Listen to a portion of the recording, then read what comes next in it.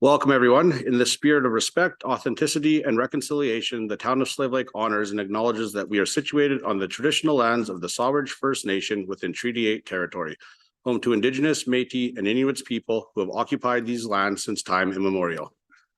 Councillor Moellem? I'll make a motion to adopt the agenda. I would like to make a friendly amendment where under new business A, we'll bump everything down and put business arising from delegations. It was missed on the agenda, so I accept that. You accept my friendly amendment? Accepted. Okay, all those in favor?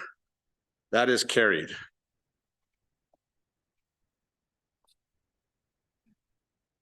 Councillor Hughes. I would like to make a motion to accept the May 7th regular meeting of council minutes as presented in the package. All those in favor? Carried. Councillor Adams. Just a slight change for the May 14th committee of the whole meetings. Section 7C, second bullet should be last, not late on the word. We could have that fixed. Councillor Adams. Then I'll make a motion to accept as amended. All those in favor? That is carried. Our first delegation is Staff Sergeant Bruins. You are up, sir.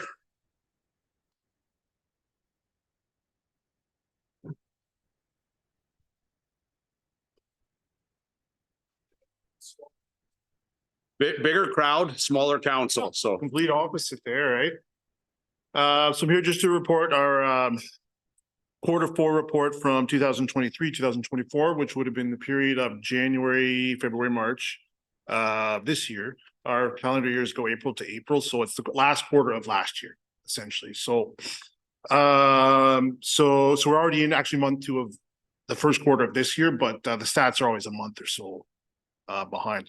So in terms of the last quarter of last year, I've been working with Frankie a lot to pump out a bunch of media releases this quarter. But one of them you may have seen were showing that our property crime which is always a hotbed issue, is down for the third quarter in a row. This time it was less than last time. It was down 5% the last quarter. Persons crime is trending upward. I'm not too sure on the cause of that. If you also look at the report, it'll say other criminal code is also up. I do know what that is. Our members are doing a lot more conditions checks on a lot of our prolific offenders. So those are more charges that we're laying on those bad people, essentially, right? So that's what that is. Drug offenses is also up. Our GI team's got a couple of projects on the go, including one right now as we speak. Other kind of notable things, collisions are down over 50%. I'm not too sure. Maybe it was a bad winter last year, not too bad this year, actually. So maybe that contributed to that. In terms of our performance plan for this year, I know I met with some of you as well as the mayor there to go over. One of our target areas this year was prolific offenders, so that has already been a hotbed issue. We've already done a lot of compliance checks on them. One of the other things we've had this year is warrant roundups. There's some on the go right now. I won't get into too many details on that end. We're also going to have the crew team this year come up and help us with some things. Again, I won't get into details about dates for that, but they're in and around our area. Some other items we're doing this year, we're going to have some bait item deployments, which may have happened already, may be coming up in the future. They can range from large items to small items. But they basically have GPS trackers on them, so we kind of hope people take them, so we can track it on an iPad and then immediately immobilize it and then arrest them. So that's a couple of things we're working on this year. Other minor things at the detachment, we're moving into the future with drones. We have a tiny one now until our member's completely trained on it. He's already had it out and about, so if you see one of us with a drone, that is us. Once he gets his complete training on it, we'll have a very large one you might see around. Hopefully we don't get complaints about it, but it's already helped us get some aerial shots of some things we're looking at in the MD. So don't be shocked to see that. We're sending one of our members next month on the ident course, which is basically fingerprinting, examining, items at crime scenes. So hopefully that'll speed things up for property crime. If we ever have something, we can just call him instead of having to call Peace River, which is where our current one is from. So local member will be trained on that as of next month. The last thing, just to note, I know I sent email to the mayor and she put it on the town website, I believe. We're starting a working group to work on some of the issues affecting our community. I think all of the partners in the community have been invited to that. I've received responses from at least probably 8 or 10 different partners saying they're willing to be part of that. So that's something that's going to happen the beginning of next month. I was just talking to Jeff, our CEO, today about using the space of the town, and they've graciously allowed us to do that. So that should be happening in the first week of June, kind of thing. So Perfect. that's the summary. So I'll answer any questions you guys have there. Questions from council? Councillor Adams? Just so I understand a little bit more, and maybe the public can too. When you just say person's crime, what does that mean? So those would be calls of like assault with a weapon, uttering threats, that kind of thing. And that's had a significant increase. Showing went up from 59 files to 82, so 39%. Now those are the only thing with that. It is just some of them might be unsubstantiated, right? So that we may have gotten 82 files for that. However, some might be unfounded, right? We go there and an assault did not actually occur, but it's still scored as a person. Okay, so those numbers that are in that column are just calls? Or Files. Yes. Okay, so well, that'll morph into my next question then. The drug offenses, these are the ones that we have, or forgive me, what's the acronym? Trafficking? GIC group? Or GIS group. GIS, thank you. GIC investments. So our GIS group then, that's the one that they focus on? That's one area they focus One on. area? Is large scale drug investigations. They also are doing a lot of compliance checks. We're having them do on our prolific people as well as our regular members. So then for what I can understand of that stat, then that's saying 3 new files within that last quarter? Or is it Yeah. still working on 3 files that are carried over from the last quarter? Those are just new ones. New ones? So they're not closed or not anything. How do we know what we're closing? Well, you'd have to, I guess, ask me. I'd have to run the numbers for you to determine which files are open, which ones are closed. But I know they have a lot of open tasks. Our GI unit deals with not only just large scale drug offenses, but they also deal with large scale missing persons files. We have several of those over the years that they stay open until the person's located. I guess what I'm struggling to wrap my head around is that in 3 months, we only had 3 drug offenses. Well, those are large scale trafficking investigations, right? So we've got to say So for example, small say drug offense that wouldn't be under drug offenses. no, that wouldn't be scored under drug offenses. No, What would that be? usually under other federal acts. So 4 is all we've had in Slave Lake. It could be 4 new files were opened. Yeah. So either the members will be working on older files or they get in source info about newer files. That is correct. That seems obscenely low. Forgive my candor, but I have a struggle wrapping my head around the fact that Slave Lake and then the situation we have here with drugs, with any number of offenses that even stem from that we only have 4 in a quarter. That's crazy. Why are we only seeing 4 files opened in a quarter? Is this lack of reporting? What's the So some of the large scale files may have been started the last quarter and they may have just been doing surveillance to substantiate some of these charges. Some of these charges take weeks of labor time for surveillance, warrant writing, that kind of thing. If you want to call my office, I can get the exact number they're working on for you. But some of them are large scale investigations, right? Where not only is it requiring hours and hours of surveillance, source handling, that kind of thing. But you're saying the large scale ones are actually under drug offenses, which is 3. Yeah, that's what I'm referring to. Yes. So then that one's only 3 in 3 months. And if it's only 2 weeks to 3 weeks, like I struggle with it just floors me how low that number is, I guess is what I'm getting at. And I'm concerned that we're tying an entire unit to the success rates of these. That's multiple officers. Plus that's two, right? Minimum, Yeah, and so the other thing you plus could, additional officers? and that's the way the file is scored, right? So usually you only score that if it's a large scale trafficking investigation. For instance, if they're investigating a bunch of stolen property, it's going to be scored as a property crime, because that's the main substantive thing. They're investigating, this guy's got a bunch of stolen property. And they come into some other drug information that's usually just kept on the same file, right? So it's hard to read in that. I get what you're saying. but Okay, it so is- then property crime you're referring to. So when we're looking at that number of 191 instances, is that 191, let's call it a break-in? Or can you have multiple files within one break-in? Each of those would be an individual file. So either a mischief, mischief or a break and enter are the two main property crime types. So if we get a report of that, that would be one file. So when they broke into my building, smashed out a window, let's say they did some graffiti work, they stole 3 things and they left. That's one? That's one occurrence. Are you covered, Councillor Adams? No, not yet, but someone else can go for a while. And for instance, so say we arrest the person on that, there might be 30 charges coming from one file. We've definitely have several files with multiple charges on them. So they would all be under just the one occurrence. Councillor Moellem?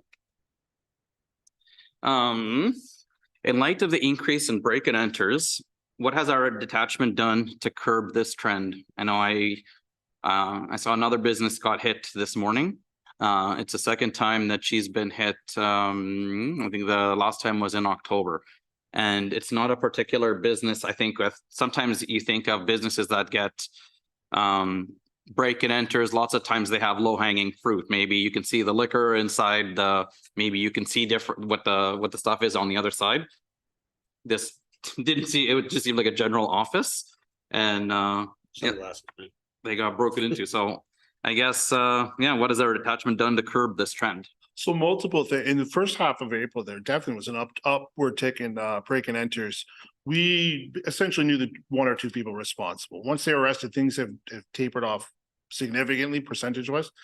Having said that, there's a lot of things that can be done on the owner's end, and we've been trying to work with the town to get the SEPTED person up here, which will essentially meet with business owners, that kind of thing, and talk about how things can be secured, what's the issues with the location issues. I know a lot of things on Main Street are things that the town could control that could decrease things.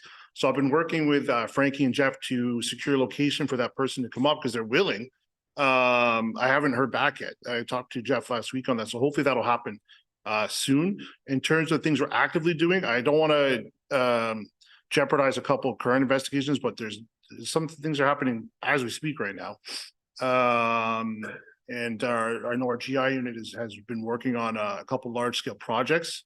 If you would ask me next week, I'd give you some more details, but they're currently working on some things. So if you see media release with a large amount of people charged and charges, that is essentially what they're working on. The bait item deployment may or may not be occurring as we speak as well. I don't want to get into that to jeopardize any open investigations, but there's 3 or 4 things on the go right now that we're working on, and hopefully in the next week or 2 I'll have an update in terms of media releases for you with success from that. But I don't want to jeopardize things that they're actively working on.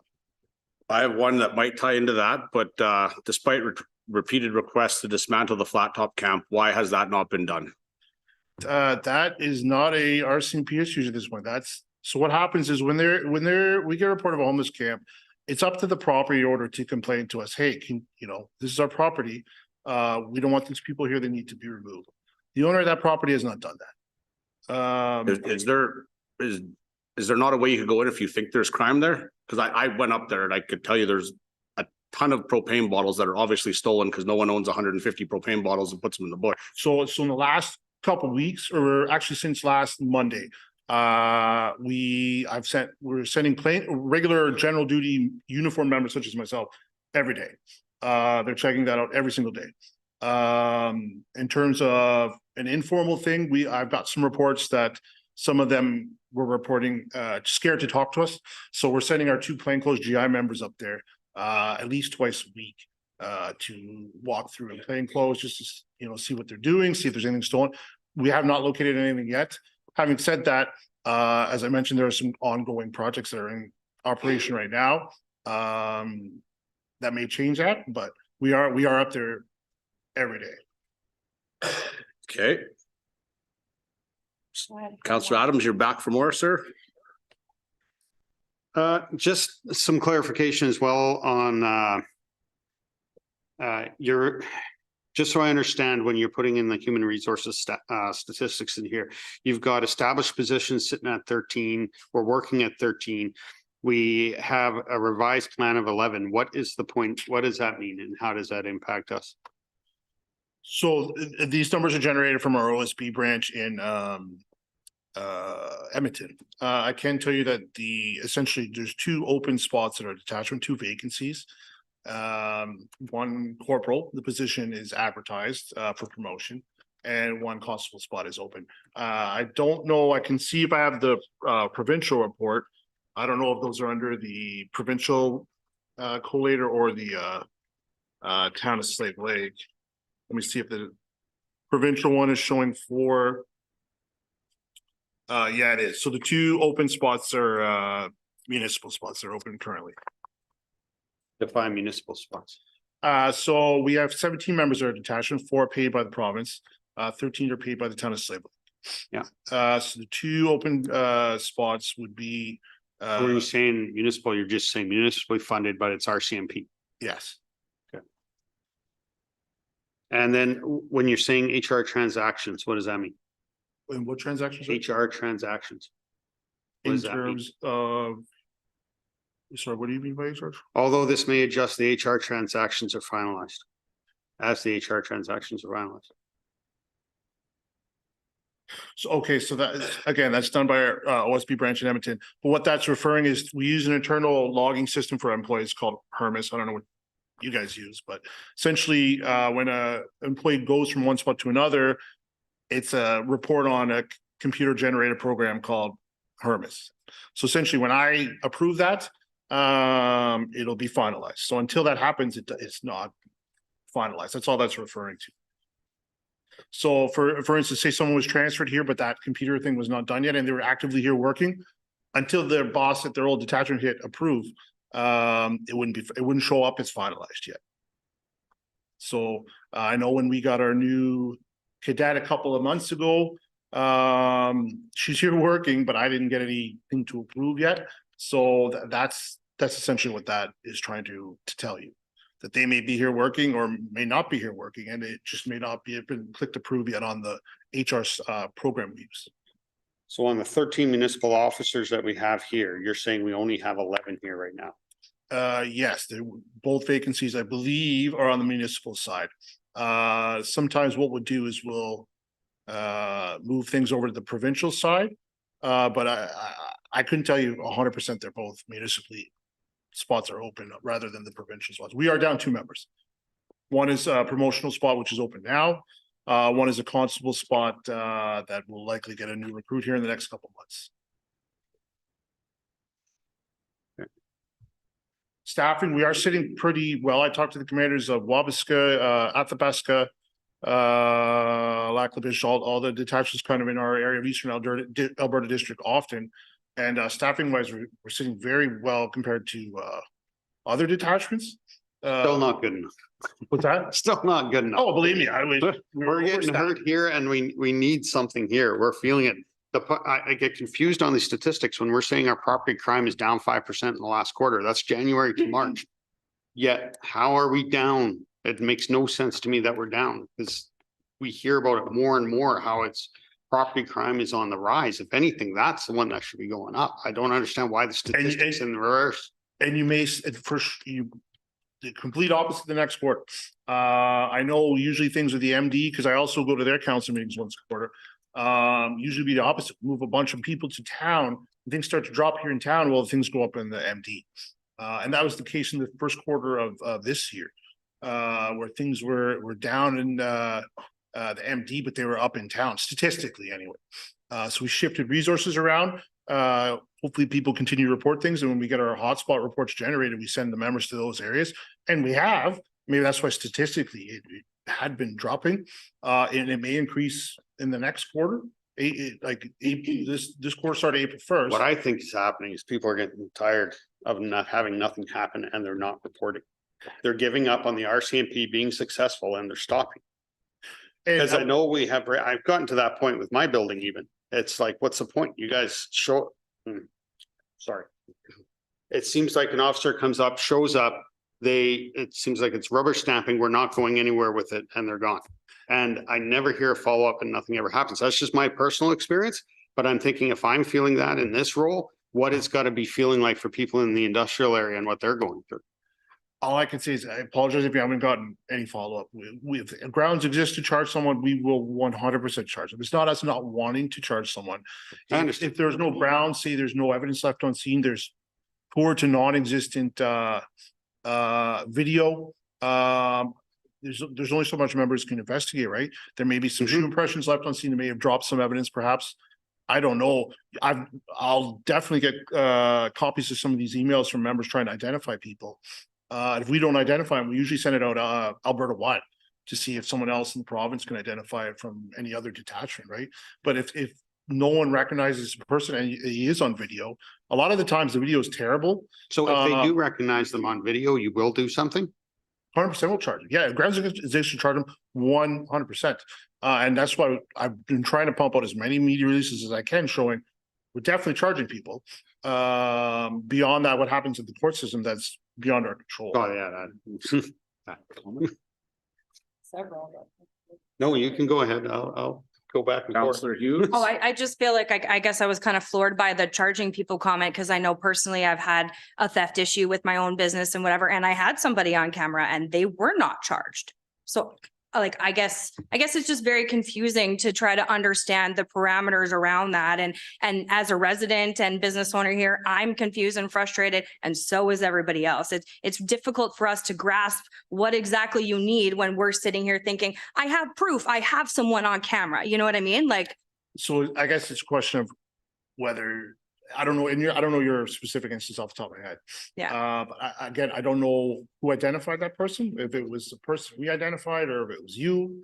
Like there's a lot of questions I have there without knowing your file specific, but if my members have a file, we obtain video surveillance so we can positively identify a person, you're definitely getting charged. I don't know your file off the top of my head. I don't know if you identified the person or the member did or not.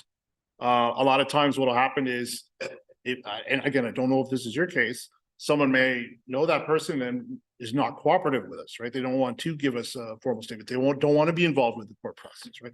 I don't know if that's the case with you at all, but that could definitely influence that decision. I mean, I don't know, without looking at that file specifically in the entirety, I can't comment on it too much. If you want to follow up with me next week, I'll gladly look into it for you. it's old news. It's just the example of it, I suppose. Like, I feel like I'm hearing similar frustrations from people as well. So wanted to voice that. I'm gonna shift gears a little bit here. The media releases. I am wondering if there's something that we can work on for when you're sending them to the town to share, that we maybe share them in layman's terms, etc. For instance, the last one that we did just share, our comms team shared it out. Well, people were laughing and making fun of it because it states that crime is down, and they're thinking this is relevant to right now. They're not understanding it's past or whatever, right? I think we need to simplify our formatting a little bit and get the proper communication out and make it clear of the date that occurred and et cetera, right? People need to So a lot of those hear are, that information and hear it correctly. a lot of those are, in fact, most of them are written by our media relations officers. So Okay, it's not as simple as me dumbing things down and doing that. I can certainly try to do that. But again, there's certain things that have to be hidden for them, and they're the ones actually writing that. I can definitely ask them, can you, like, usually send it to myself or whoever for approval. right. But I could certainly ask them for that. That's not a huge issue. I just think that it caused confusion and that people thought that we were trying to boast hey, crime is down, and it honestly just continues to frustrate people when we hear that or see that, right? So I think that would be something good that we should do. And while the stats did show that in that quarter, that's not how residents take that, right? And I know in a lot of the releases, I've been asking for residents to report suspicious people. That's probably in the last Agreed. 6 releases. And I can confirm suspicious persons files have gone through the roof, which is good. Which is definitely something I want to see. So that is, people are getting that message. We're definitely getting those calls a lot, every day. Suspicious activity is like Yes. your top. In the thing you're last saying. couple, I get a report every morning with all the files in there. For sure, there's a couple every day. Okay. So that's good. We want to investigate that. We want to check these people out. So I definitely encourage people to keep doing that. Okay. Another question, you mentioned something about conditions check on prolific offenders. So that's just people who are out on bail and you're kind of doing a check-in on them. So what if they're breaking a condition? Then what happens? Then charge them for breaching their conditions. And they go back to jail or no? Well, that's not up to us. Depends. So if we charge them for breaching their conditions, usually it'll go to a warrant because we can't find them. And then we do a bail hearing with them. It's we bring them in a phone room essentially. There's a justice of the peace on the phone from Edmonton. They decide whether they get released or not. Most of the time they ask our opinion. We're almost always opposed to that happening. But it's up to that justice of the peace from the city whether they get released or not. And quite frankly, most of the times they do it. But it's individual though. It's based on their record. I know one of the big break and enter persons we arrested in the middle of April. We did a bail hearing and based on their terrible record, they actually were held in custody for once. So that it does happen. But generally we're not wanting them released, right? We're opposed to it. Right. Okay. Go ahead if you want to weigh in. Just a question on the one piece you said there with the justice of the peace in the city. So all our stuff goes to the city. It's not handled here. No, so say we arrest someone at night or on the weekend, and we want to do a bail hearing with them. We do those on the phone. And the reason is, one, we only have court here once a week. 2, even if it was that day, court is, they don't want the local judge to see that because then he can't hear the trial. And there's only 1 or 2 judges in our area. So they have to do it on the phone. So any bail hearings are just done on the phone. I'll jump in here. We still have 24/7 coverage. That's still going right now. There's someone available 24/7. There are some periods we'll call sporadically. I won't get into specific details. Is that due to missing members or? Well, when we do our schedule analysis, we determine when the best period for on-call is. We have the least amount of any detachment anywhere around us, but there definitely are some periods of that. Okay. Right. Councillor Moellum. I'm glad we're hang on, turn on. I'm glad we're targeting some of these, I think, known drug houses. I think there's a lot of people in the community can pinpoint which houses these are in. I'm wondering, there are children in some of those houses. Are we doing wellness checks on those homes to make sure that if there are youth in there, that they are looked after and are okay? So generally, we get welfare checks from Child and Family Services, right? So if someone were to call Child and Family Services, I don't know how they investigate things on their end, but we definitely do get calls from them to, hey, can you come to this house with us? Just for their safety more than anything. But I don't know how those files get generated through Child and Family Services. I don't know if people call them directly. I don't know if they report to them online, but they definitely have a line to us to contact, and files are created on our end and we attend and assist them for sure. And I don't know their process about apprehending. I don't know that part of things, but we got a good line of communication with them for whatever they need, essentially. Okay. Councillor Hughes. Well, I'm still on. Yeah, I think I just wanting to kind of try to circle back to the flat top situation for a minute as well. Like, what barriers are you seeing there that are prohibiting you? Well, as I said, the landowner, which is the province of Alberta, Yeah. has not asked us to remove anyone from there. So So they need to ask you? the landowner needs to be cooperative in that happening. I know there are talks at a ministerial level regarding that, right? But until that happens, yeah, we're not able to action anything other than being up there often. But like I said, the owner of that property has to come with us and ask them to be removed. Okay, so you're saying like basically you need a specific government order that's issued to you for you to go and actively do something about it. So when someone stays on any piece of land, the owner of the land has to say, look, I don't want these people here. This is my property. They're trespassing. We don't want them here. So we generally work with the town. They have a system to say, hey, this piece of land is owned by this person. Which is why I know peace officers generally dealt with that in the past. Now the town will essentially work with whoever the landowner is to contact them and give them an order to leave. That's been done in the past. In this case, the landowner is the province of Alberta. So Mhm. at this point, they have not been cooperative with that. So Okay, I would suggest if you have questions with that, I would direct them to perhaps Scott or someone in the provincial government. yeah, I'm honestly extremely confused on that because I feel like I'm hearing the same thing on both sides. So. Yeah. Like something's not computing there for me. And I don't know if you talked to Jeff, the CEO recently, I know he mentioned to me last week, there is something actioning on that end on the provincial government side. So maybe just double check with him on that as well.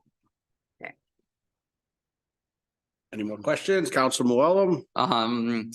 So I just have a general question is, do you think, like, I know lots of times we look at the numbers and it seems like everything is decreasing. We should be feeling safer. I think if you're online, if you're, talking to people in this town, I don't know if they generally get that impression that they feel safer. I don't know, in your opinion, are we safer now, even though, like, are people just not calling in these instances? Is there a problem with the reporting? Because, I hear it every single day. My phone's ringing on safety concerns, crime, and you can show the numbers, but the more we show the numbers, sometimes I think like, people, I hate to say it, but almost think it's a joke that we're releasing this and trust it. I encourage people to call us. I mean, I personally have no issue walking around with my 2-year-old daughter anywhere in town, nor would I have an issue with her walking around with anyone else. All I can do is encourage people, which I've done in every single media release, to report things to us. Otherwise, we have no idea what's going on. We don't monitor anything online. People, I know sometimes nowadays tend to be keyboard warriors or just spout things online. We don't monitor that whatsoever. We don't have access to that. So if they have an issue, call us. And so I always say, call us. You can report things online now. If you want to call and report something to me directly, no problem. I say this often and I get no calls. So I think people find it easier to vent frustrations, perhaps online. But it would be awesome if they could call us and we can figure out what the issue is and then work on a solution with them. Yep. Councillor Adams? 2, and then I'm done. I don't believe you. Yeah, sure. First one is the report you have in there that reports from January to December of 2019 to 2023. And then that report came out in the beginning of January. That report, is it possible to get that breakdown on a more real-time reporting, like by quarter or by month or whatever, that can be shared out? Because that number breaks it down into what the categories are, so that I feel people will be able to understand better what these categories are and what they mean. So more of like a monthly kind of breakdown of that? Is that what you're asking Well, for? I don't mind the trend going from 2019 to 2023, but I would also like to be able to see that Q4 numbers coming in there, like January to March.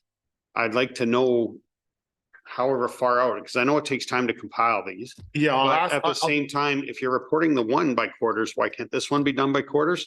And from that, again, okay, that's just a request. But the other part is, this is where I need to strongly encourage the public to report everything, whether or not they feel it's going to be worth doing. My point on that is, if you look at the break and enter crimes from 2019 to now, it's dropped 20%, 19%. So to me, yay, we're winning. And to the RCMP, yay, we're winning. But I tell you, you talk to the individuals in the community, yeah, we're not No. winning.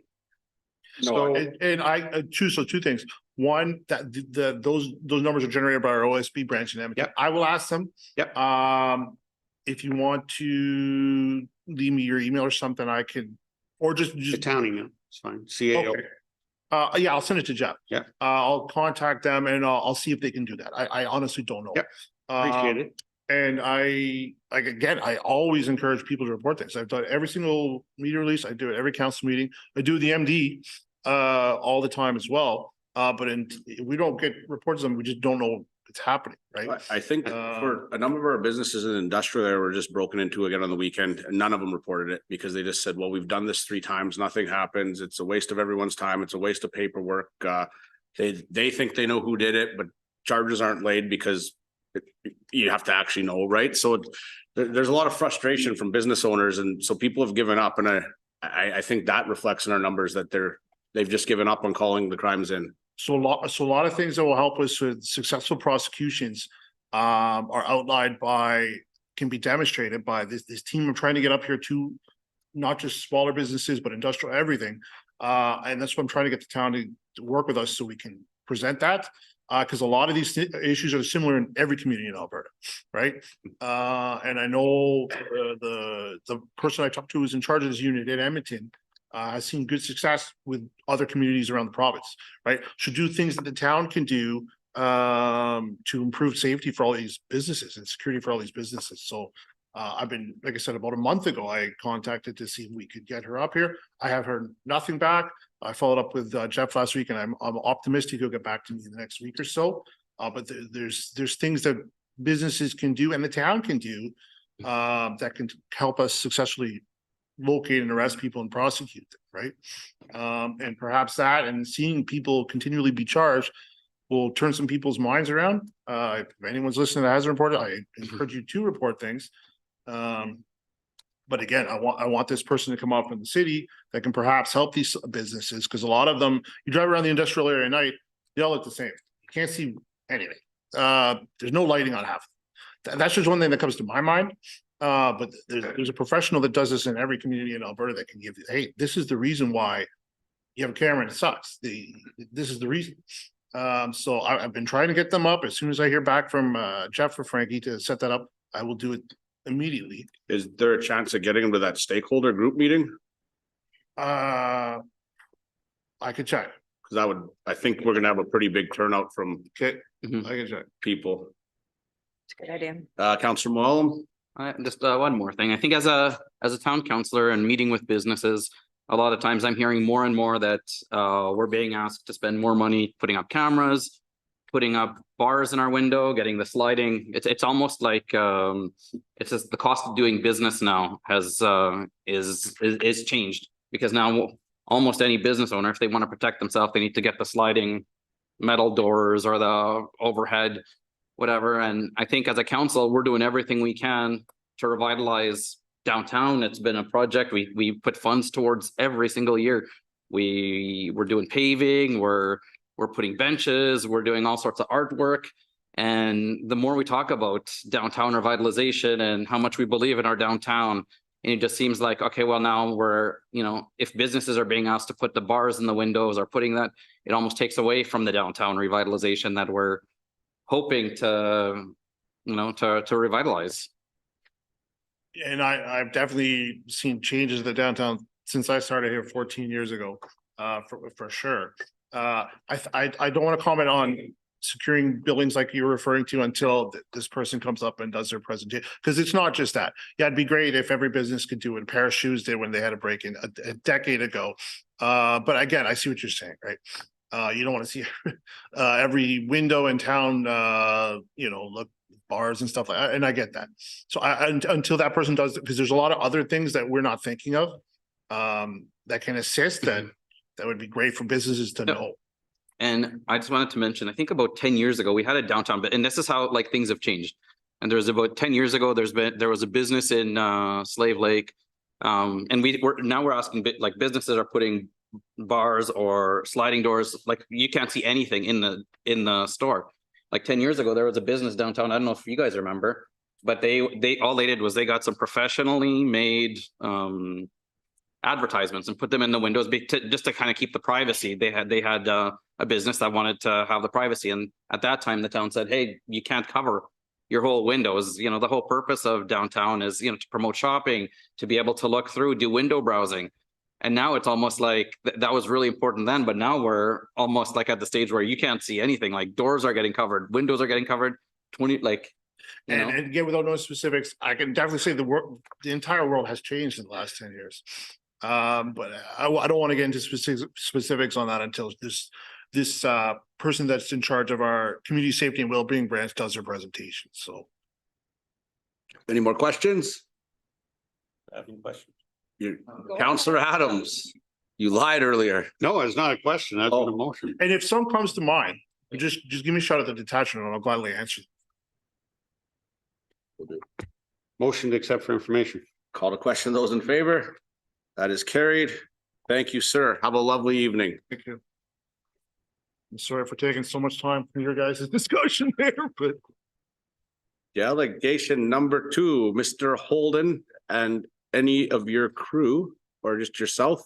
There will be a number of people coming. Okay, as you guys come to the mic, if you could state your name and your physical address, please, for the record. Okay, Matthew Holden, 72046 Highway 2, Widewater, Alberta. So I am just here with some friends and colleagues to request that from June 1st to 7th, we have the pride flag hung up in the community. Originally in the letter that I had sent to the CAO, we were asking for the Rennie Hall Plaza. Is that what it's called? Rennie Hall Plaza? I noticed there's no flagpoles there now, so we're requesting to have that put up at the MRC. Also, if we could, if there's no other requests to have flags hung up in the month of June, that we could have the pride flag hung up for the entire month of June, if that's something you'd be willing to consider. So we only have 10 minutes unless we get the same amount of time as the RCMP officer. Can we hit you with some hard crime questions during this? I have all the answers. The first one is the jacket. No, just kidding. So I want to invite up, first of all, Coranda. She's going to introduce her sister, who is on video.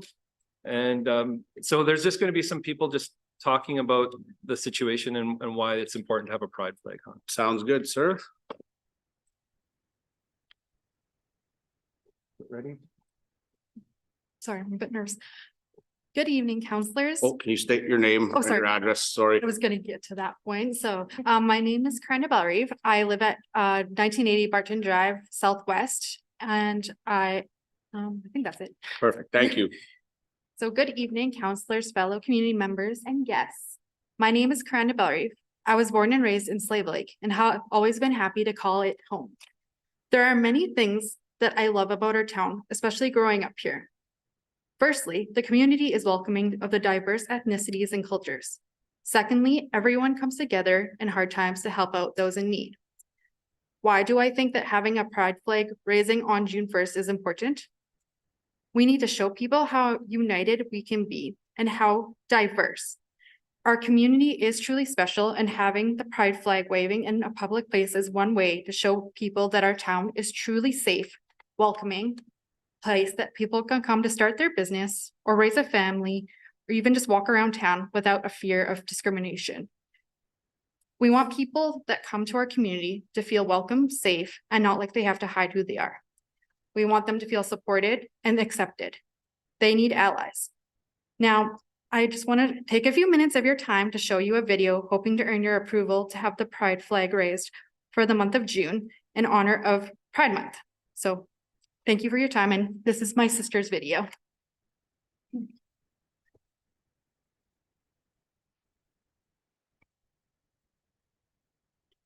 When?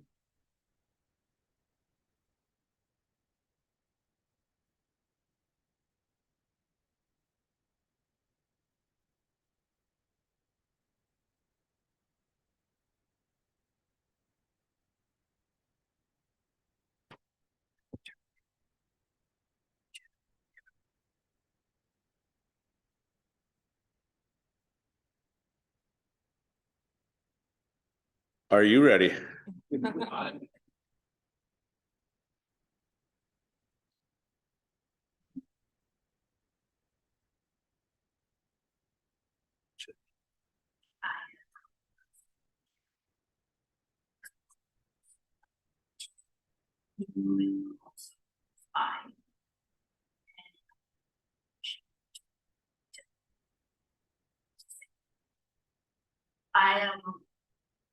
I've been in a very privileged position to have been born and raised in a rural community.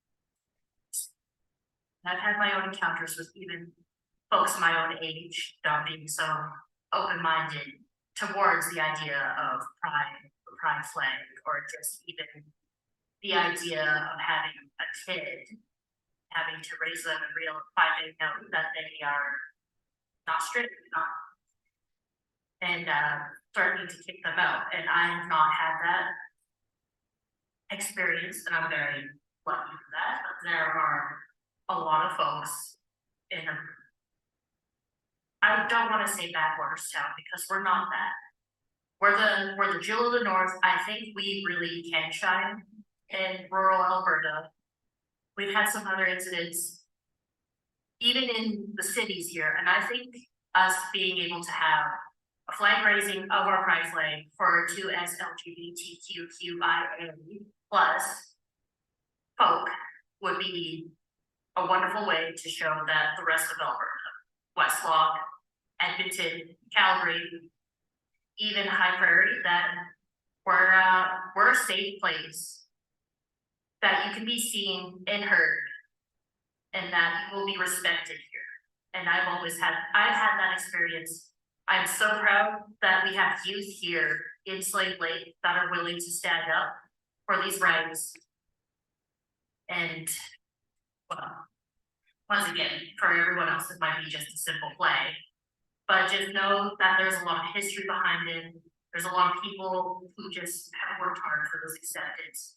And this big step towards allyship would be a great deal of people like me, people who are hidden in the closet, people, sorry, I don't like to use hidden in the closet. It's wanting to come in and accept themselves before.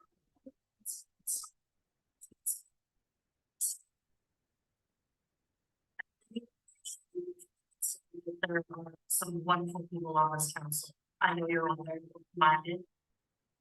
And I would really like us to work together, make this happen, see you guys at different events, and think it would be just wonderful. Thank you so much for taking the time to listen to me ramble. I got a little nervous there, not gonna lie. You're wonderful. Thank you so much to our youth, to everyone that's presenting. Matthew here.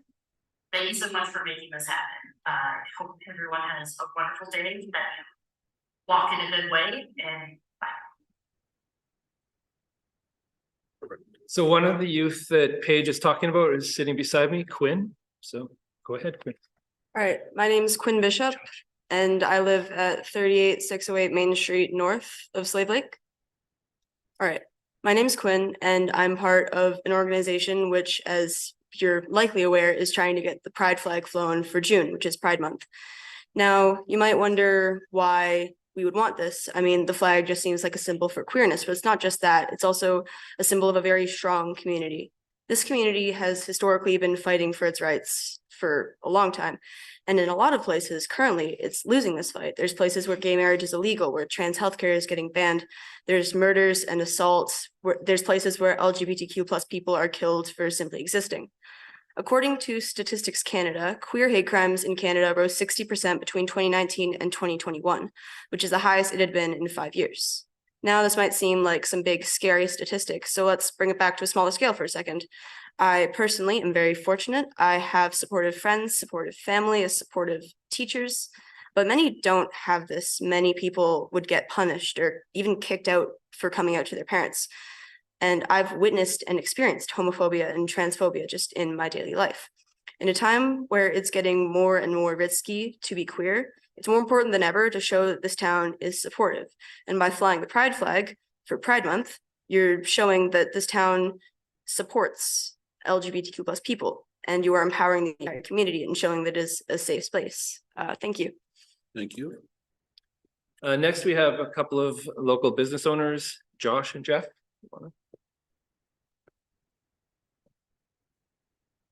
Good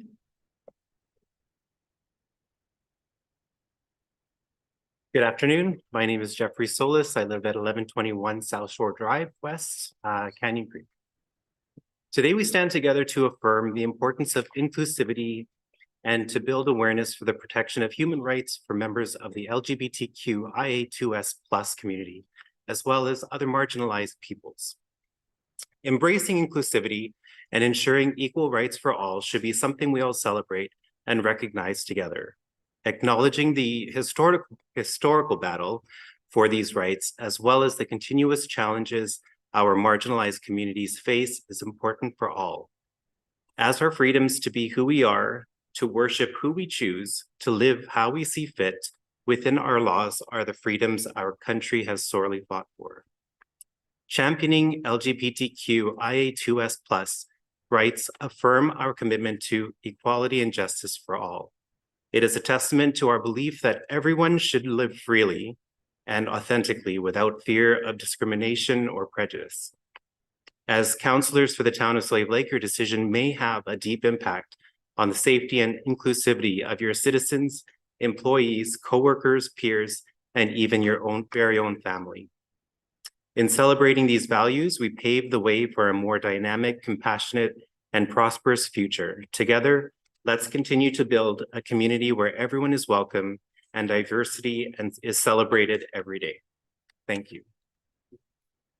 Hi, councillors. My name is Craig Joshua Friesen. I live 1181 or 1121 South Shore Drive. We own a business on 333 2nd Street Northeast, Slave Lake. I'll tell you a little more about my story, and then I just kind of want to make an argument for not just human rights, but also the business of being inclusive. I moved to Slave Lake at age 15 in 2002. My experience coming to Slave Lake was divided. My family was welcomed and supported by locals. We were invited into a great church family. We were given ample opportunity to thrive in this town. On the other hand, on the other side, within 2 days of moving to Slave Lake, I found my story included severe bullying, including physical and psychological abuse. And this was from my peers at school. Phrases like Josh is a poop pusher or faggot were spray painted on the trails within 2 days of moving to Slave Lake when I knew no one. On a regular basis, rocks were thrown at me when entering the school. My locker was defaced with substances I wished not to know of. And in the extreme of my bullying, I received death threats and was chased by vehicles, youth in vehicles, while I was on foot in the parking lot of this very own parking lot here. The experience was dehumanizing, humiliating, and damaging. While the culture of this town of Slave Lake has become more tolerant to diversity and different views, I would not say we are void of discrimination and prejudice yet. If it were not for my family and our pastor at the time, who said they would love and accept me for who I was, regardless of the path I chose, I may not have moved back to Slave Lake. Raising the pride flag is a powerful symbol in our community. It's our commitment to inclusivity, equality, and support for people like me. The act goes beyond symbolism. It has a profound impact on the economic development of our community and in regards to our community building. Raising a flag sends a clear message that our community values diversity. It welcomes everyone.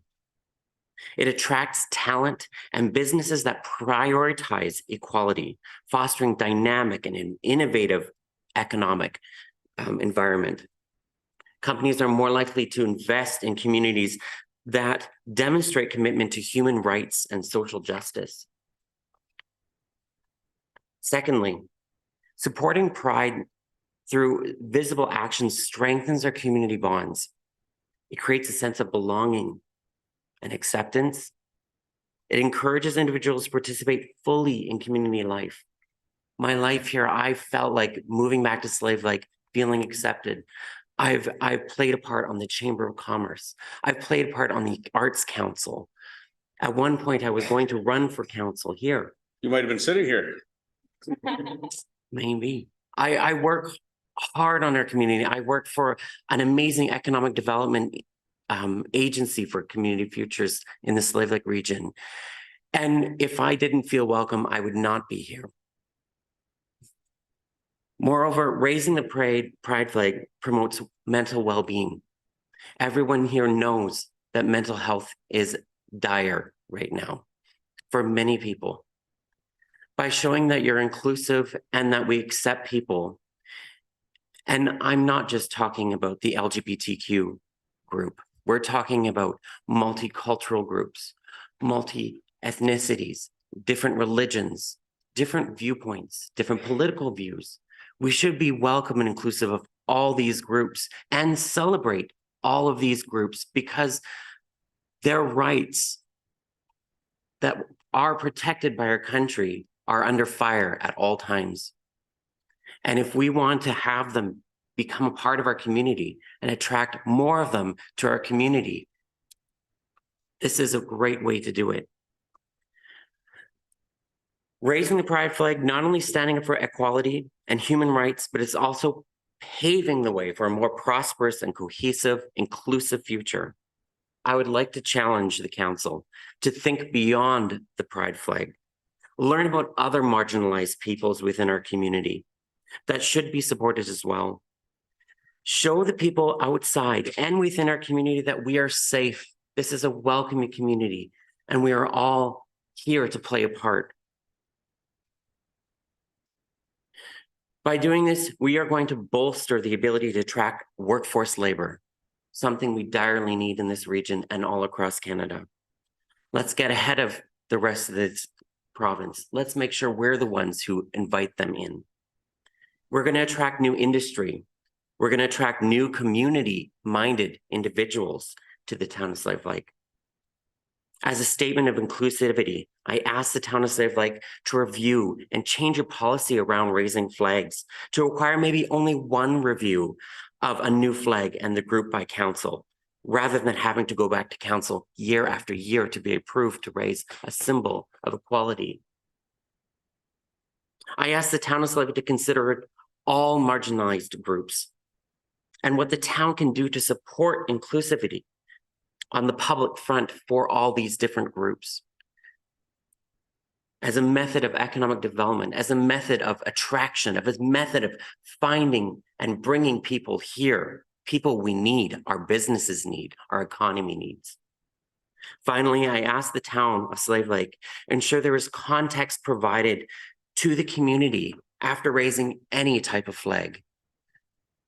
With a symbol means nothing without context and without understanding of why it's there.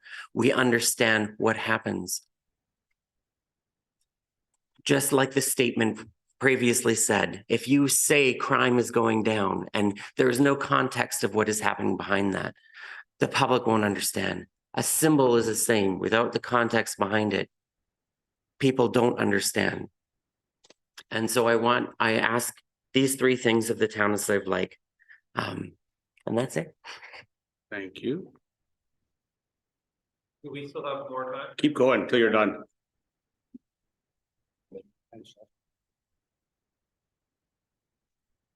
Next, we have Alex, a member of the high school.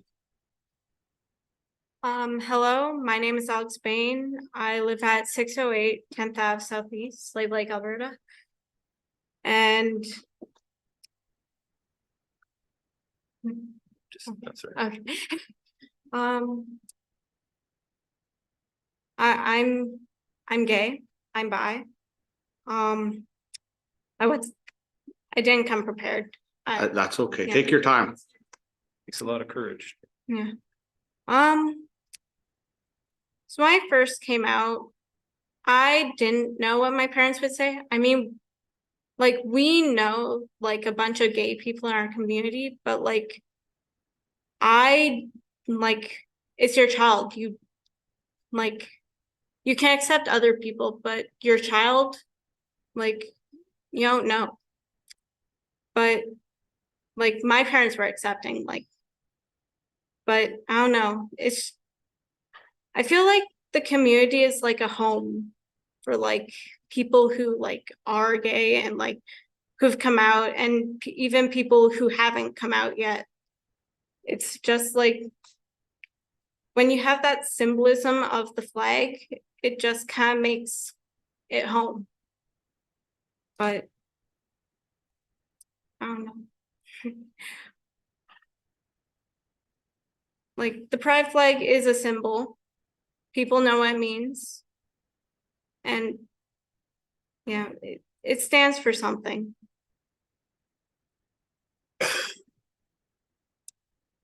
Yeah. Perfect. Thank you. We're going to conclude with Elias.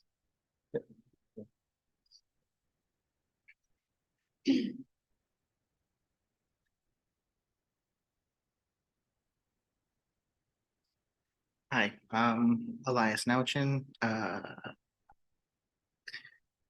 44078 Old Smith Highway. I had a whole thing written up, but anyway. I'm just moving back from Calgary and I think having a pride flag up in town would, well, hopefully help with like destigmatizing maybe, and maybe somebody would like, hey, what's that actually mean?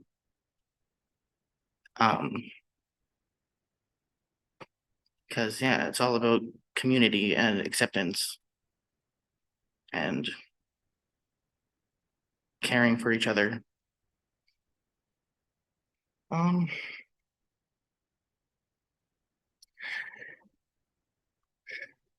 Sorry, I'm not a public speaker. No, that's okay.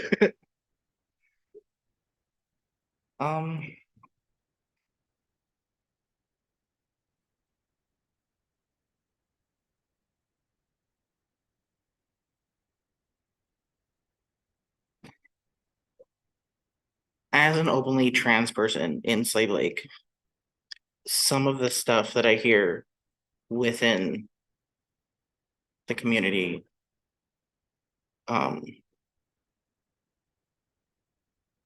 is kind of disturbing. And I think the extra support from the town might help people not be so afraid. Because, yeah,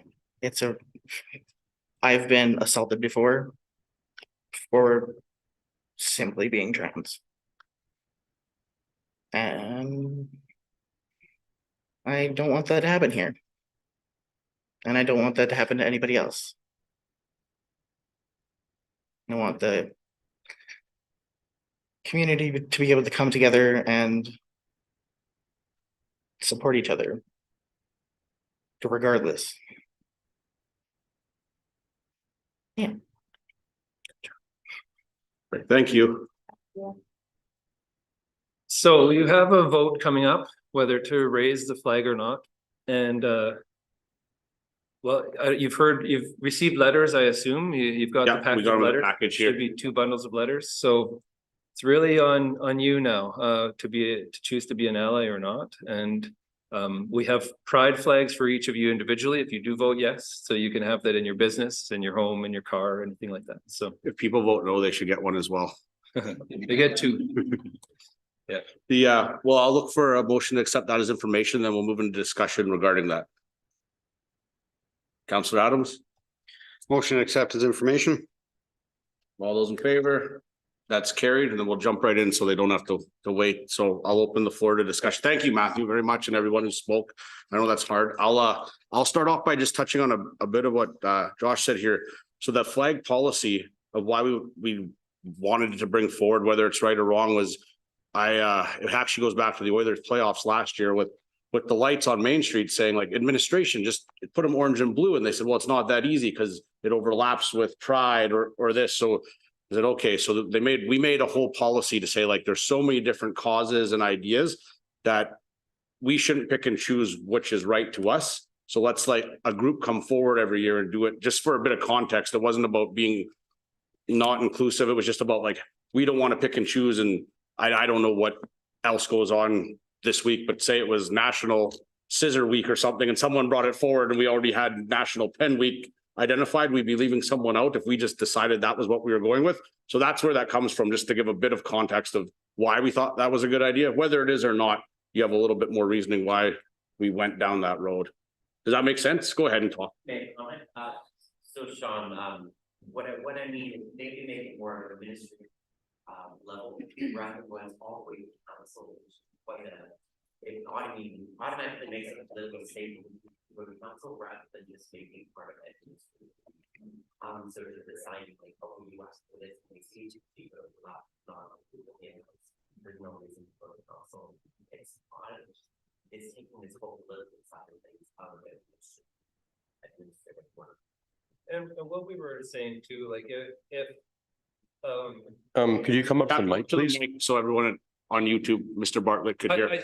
I think I do think too, like we were asking, if the local scissor association decides to want to have their flag up and they present, then like we could have the flag up in June until that happens. But you know, I know that in June there is also an Indigenous Day.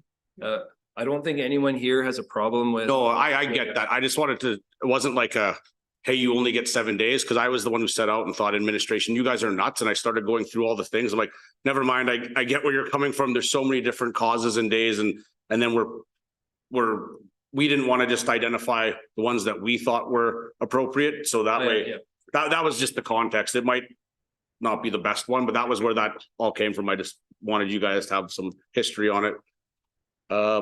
Councillor Moellum looks like he wants to speak. Yeah, I think I know that I see this same pride flag kind of all around. I kind of just did a little bit of research. I was kind of looking online and just put pride flag just to see, you know, it showed like some sites had like, you know, a whole number. Some of them had like 8 different. I'm wondering if this pride flag that you're holding kind of encompasses, I mean, I thought, you know, and it's, I don't know if it's ignorance or whatever. I LGBTQ plus 2S, like it just seems like maybe I'm just like not educated or not informed enough. But I just want to, is this flag kind of, does this encompass everyone who may feel like? Sure, Jeff.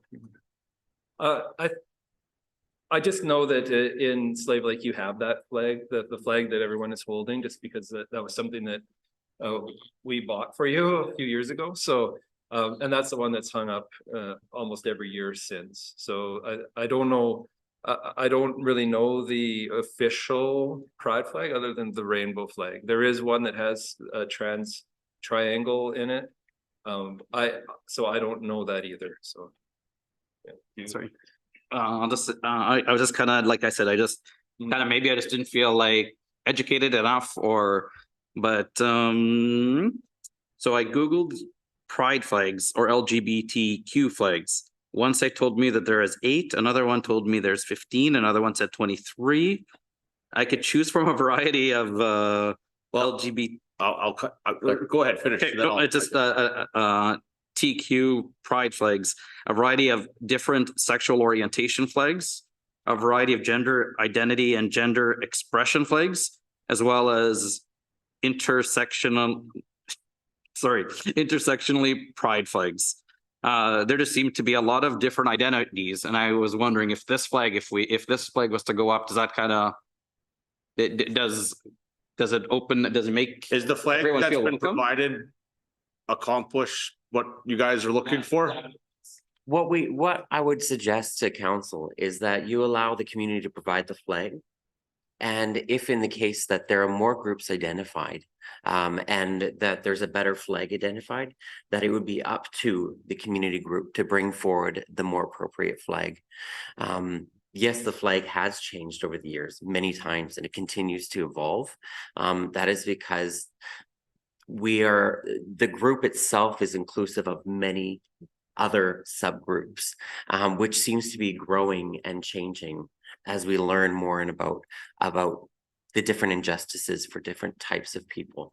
And so instead of putting it on yourselves to bring forward the right flag, just bring it to the community to bring forward the right flag. Matthew here is working hard with our community to help develop a group to come together, and soon they will be able to help bring forward better and more current information for the council. Perfect, thanks. Ali, you're done? Counselor Adams. Just to comment on that as well, that is our policy anyway, so you have to bring forward a flag, and then that's what we do. Just to clarify, also on that is the intent of this, my understanding, is to have a discussion about raising the flag.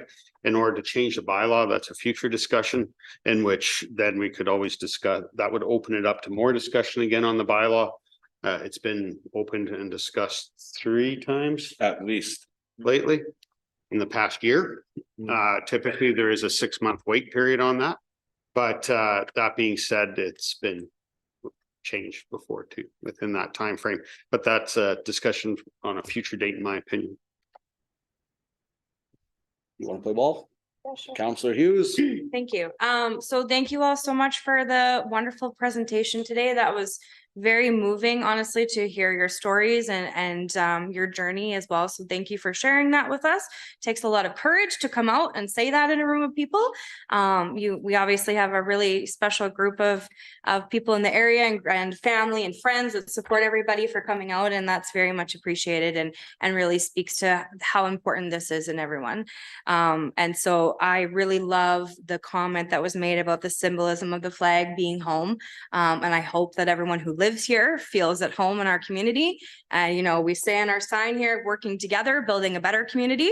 And that is what we should be doing, is creating that inclusive community where everyone can feel safe and accepted. So on that note, I am very happy to accommodate your request.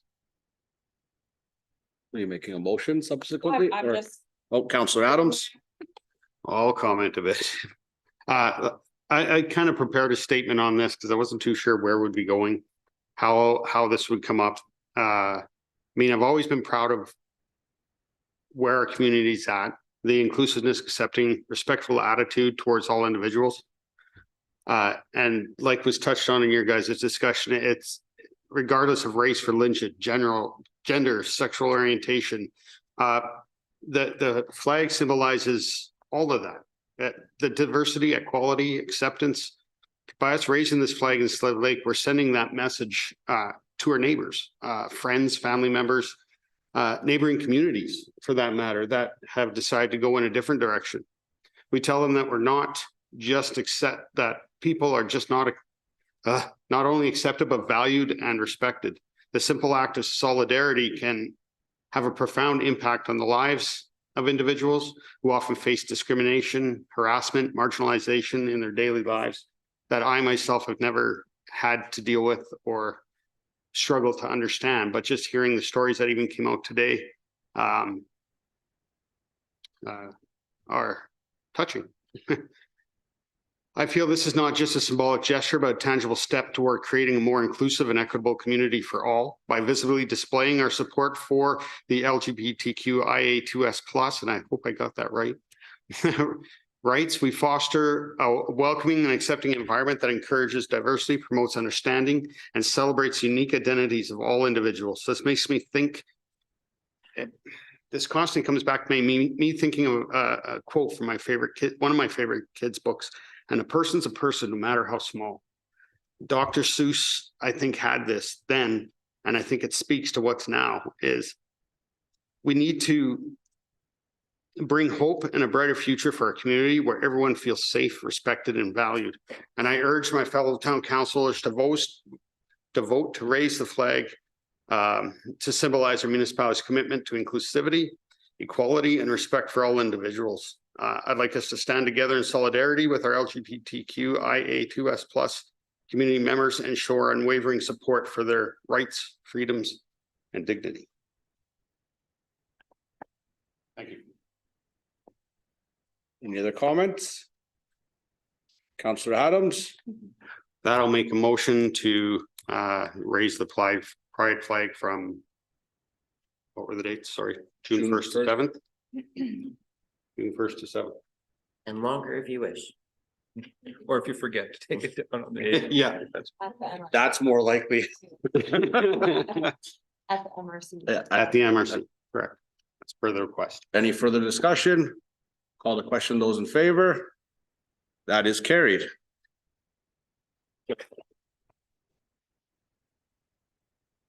Thank Uh, you. sorry, were you gonna say something? No, thank Oh. you. You're welcome. Thanks so much. Can we take a 5-minute recess, please?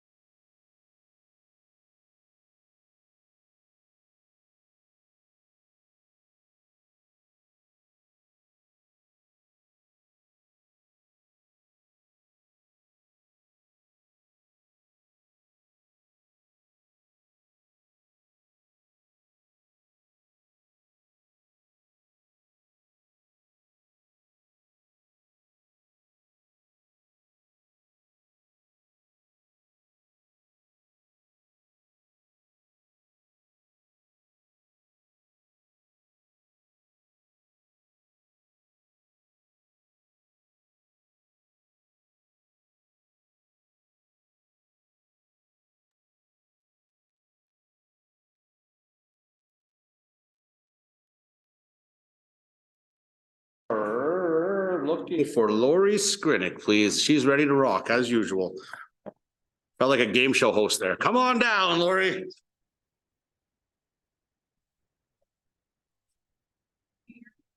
Oh, that one. How about that? Better? Okay, your worship and members of council, the purpose of this report is to provide council with the results of the expression of interest ad for Sunset Place and to receive further direction. So I've given you the history of Sunset Place and I won't go through that. So in August of 2008, recent discussion is where I'm at on page 32 of the agenda. On February 20th, administration presented council with a report providing two concepts, updated costs and associated with those concepts. Council accepted the report and then directed us to prepare and advertise an expression of interest. So on February 26th, the attached expression of interest advertisement was posted on the Alberta Purchasing Connection APC site, as well as the town's website and social media platforms of Voyant. The ad ran continuously from February 26th to April 16th. To date, we have received one proposal from the Fort Foundation in partnership with GS Concepts, which is attached. The proposal they have is to create a vibrant cabin-style living community that promotes a balanced lifestyle close to nature. The community would include a variety of residential options, such as a man-made lake, extensive trail systems, community park, clubhouse for events and gatherings, a farmer's shop for locally sourced produce and goods. It would also include residential uses with a mix of single family cabins and townhouse cabins designed with a rustic aesthetic and modern amenity. They give us a financial overview for infrastructure at land prep and infrastructure at 2.5 million, the man-made lake, the storm pond 1.5, and trail developments at 500,000. The residential construction would be 15 million for the residential, so the townhouses and the single family dwellings, clubhouse and community facilities at 2 million, and the farmer's shop at 750,000, and a 1.75 million contingency for a total budget of 24. The proposal submitted allocates approximately 4.5 million for infrastructure, not including the contingency, which appears to be both for construction of infrastructure and the developments within the subdivision itself. So the buildings. The proposal suggests a budget of 500,000 for trail and park development and 1.5 million for the man-made lake, for a total of 8.25 million if you allocate the entire contingency for infrastructure. Their financial strategy would be utilizing funding sources such as public-private partnerships, grants, and pre-sale of units. And they also indicate that there is a revenue stream from the amenities such as the farmer's shop and clubhouse. However, the proposal doesn't provide cost estimates for operating these facilities, including building maintenance, utilities, staff, building replacements, etc. So there's a couple of options. Council could direct administration to commence preliminary discussions with the proponent, or council could direct administration to advertise the expression of interest again this summer. So the planning department feels the proposal is insufficient to warrant further discussion with the proponent for a number of reasons. First, the cost estimates are not realistic with respect to actual costs to develop the infrastructure necessary to support the subdivision. Based on the cost estimates provided by Associated Engineering in February, the 2024 costs of infrastructure to develop Sunset to a full urban standard is between 11 and 13 million. The non-realistic perception of infrastructure costs indicates a land developer who is either not experienced or is unfamiliar with cost of construction in Slave Lake. Second, the housing concept is directed toward a niche market, and many consumers are not interested in the rustic cabin style development concept. The town is already experiencing a lack of sales in Fournier Place, which is likely due in part to the architectural controls. The planning department feels the concept the town proceeds with should be one that has the potential to attract the best community buy-in and future sales, and in our opinion, doesn't include a niche market.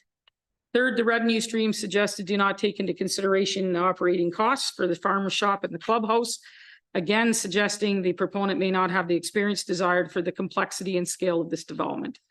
The planning department is recommending that council direct administration to re-advertise the expression of interest ad. Questions? Open up for discussion. Counselor Moellum. I was trying to look up this GS Concepts. Do they have any other developments in our area? Not that I'm aware of. No. This is the first time I've heard of them. Okay, I tried to look it up and I think I found something in the States, so I'm not sure if it's the same company or not. Okay. Any other questions? Counselor Adams, I knew you'd have a few. You got her. First off, the quote we received from Associated Engineering, my understanding is that was a very high level quote with an error margin of plus or minus 50%. It was an obscene error margin. So Well, I can. utilizing that as our base for saying this is That, well, that isn't my only utilization. I know that the actual cost to construct Fournier Place, which would be a similar size subdivision, was in the realm of 11 million. So Mhm. that number of 11 to 13 million is not off the mark at all, especially when we consider that's 2012 construction costs and not 2024. 2012 during the fire rebuild. That was the rebuild, and construction costs were inflated during that period of time. They That's what certainly I'm were saying. not lower. So I'm saying, I still think that considering the, I can tell you that the construction price index in the last 2 years has been at 15%, 2 years alone. So I don't believe that those costs are like marginally off. So when we're doing proposals like this, what is the role of the town in this when they bring up a proposal for it? Is it a total partnership and we're taking responsibility, or is this them taking the lead and it's on them to make this profitable? It would be that we'd have to discuss that, because at this point we were just trying to determine if there was even any interest and what kind of interest they had. So we would get into open, if you wanted to pursue a discussion, we would be talking to them about that. How are we going to fund it? What expectations do you have of the town? How much money do you want the town to invest? Do we like the development concept? Is it where we want to go? I struggle with something where in Slave Lake, we have nearly no interest from an outside party to develop that we're going to dismiss out of hand because of what their rough expression of interest happens to be. Does it warrant investigation, question, education for that matter? The company that's proposing this forward, I'm honestly kind of surprised that they're doing this, but I would like to understand more on what their overall concept of this, rather than saying, no, we don't even want to talk about it. Let's move on to something else. Well, I mean, that's fair enough. I evaluated it based on past developments and past proposals I've seen. And to me, there were some issues and concerns with the lack of information provided. I totally agree with you on that. ton of The lack of information, yeah. There was a ton of information on the housing concept and the farmer's market, but no idea that they understand about the operating costs. I mean, the capital is the easiest part. The operating part is really the big cost. Mhm. And it was a concern when I saw $5 million come in as a cost for infrastructure. Like that's a third of where we I'm should with you be. on that. Yeah, so But that was the reasoning for the planning department feeling that it didn't warrant additional look, but. As far as on the operational side, do we typically ask for operational budgeting when we're putting out an expression of interest? To me, that operational piece is more handled with how they're like, they could do it with HOAs, you could do it with fees, you could there's so many different ways you could fund and do that. It's the first time I've seen somebody propose a revenue generating idea such as a community hall and such. And I thought it was interesting that, again, the discussion didn't talk at all. It talks about the overall capital cost and revenue generation, but it doesn't talk about the operating costs that should go with the revenue generation. It's a lopsided picture they've come forward with, is how I saw it. This, in my opinion, is something I would like council to consider, is that we do investigate this a little further. I like the idea of still going out for more ideas, or ask for more expression of interest, or allow a little more time for that advertising or request. But to dismiss out of hand, I'm not comfortable doing that with the situation Slave Lake's in with the challenge to housing and with our need for continued development. I know Fournier Place struggled at the stop. We are addressing that and have that moving forward. I'd like to see us moving forward on multiple fronts. Councillor Hughes. So I just want to be clear about what Councillor Adams is saying. So you're kind of thinking, don't dismiss this right now, send her back to get further details from this company is what you mean? That's if that's allowed, like, I don't even know what our rules are. And when it's an expression of interest, the municipality has the right at any time to accept or not accept. So Right. we could have we could have a meeting with them and try to ascertain, get more information on what they're proposing. Yep. I we think could do it's that. worth our effort to go down that path, but Okay. I mean, I don't disagree, but I also looking at the plan, like a man-made lake and everything like that. It sounds beautiful, of course. But in my mind right now, we need affordable living for people. What will the cost be for people to buy here? Is that really our current demographic in the current market? Like, I have a lot of questions, I guess, in that regard as well, right? So, and go ahead, weigh in, Councillor Adams, if you want. no, you were saying what, you were Yeah. heading down, I thought you were going in a different Okay, direction. yeah. So, I mean, ultimately, I don't disagree with what you're saying. I hate to discount anything that's coming our way because it's nice to see something. However, yeah, I don't know if this is really exactly what I'm looking for. I'm looking for homes tomorrow that people can afford. That's kind of where I'm at. So I like the idea of maybe going back to them with more of our thoughts and seeing if they want to resubmit and possibly keeping the expression of interest or reopening it, I suppose, as you suggested, to maybe see what else we can get. And when we place it, Lori, do we provide specifics or it was just very open season? It was open. It was come back with a concept. And I was expecting more than what we got as well. Like there was a bunch of verbiage, but not much else. Okay. I was hoping that they might have like a concept map of what they thought that subdivision might look like. Yeah. And other stuff. So it was pretty light on information, but we could definitely go back and have dig and get a little more information. Well, and see if also we can, past work, like where have they see where built- they've worked before. Where, 'cause, yeah, because if this is a brand new company and this is all, it's rainbows and hearts on the page here, but I need the facts behind it before I would feel at all comfortable moving forward with anything like this. Okay, I can go back and do that. So, Councillor Moellem.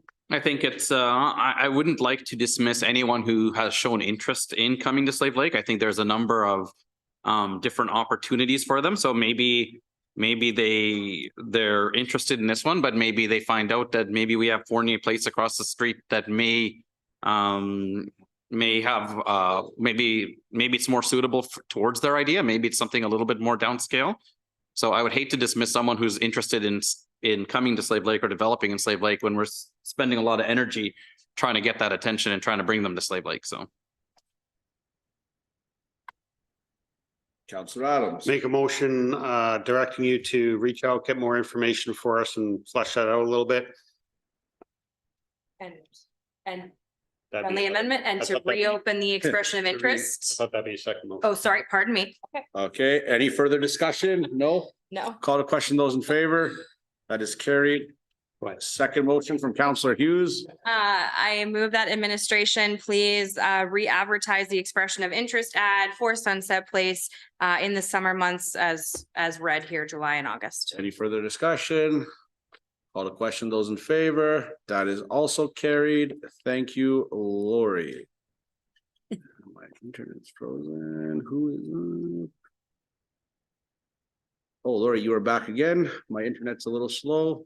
That's okay. The floor is yours. So page 42 of the agenda, your worship and members of council, the report before you is to consider a development permit application for a shelter permanent and 2 residential accessory buildings or sheds. The name of the applicant and landowner is the town of Slave Lake, and it's lot 1, plan 992-3252 or 810 6th Avenue Northwest. The land use district is council direct control. I've given you the definition for shelter permanent and accessory residential building. as well as the general purpose of the council direct control district. The general provisions for the district are all developments must comply with any statutory plan affecting the land proposed, and land use application shall be regulated by appropriate development standards deemed by council, and that there is no appeal to a decision of council in the council direct control district. So discussion, facility and site, we received an application for the development and operation of a shelter permanent and 2 sheds to be located on the existing Town of Slave Lake Fire Hall site, i.e. the southeast corner, where the subject portion of the site has been rezoned to council direct control district. Should be noting that the building and operation of the shelter temporary was approved by council in October 2023, and as such, only the sheds are considered new to the site, and no substantive changes in operation will occur other than to move the shelter to a permanent status, allowing services to be provided on a full-time basis with no expiry date.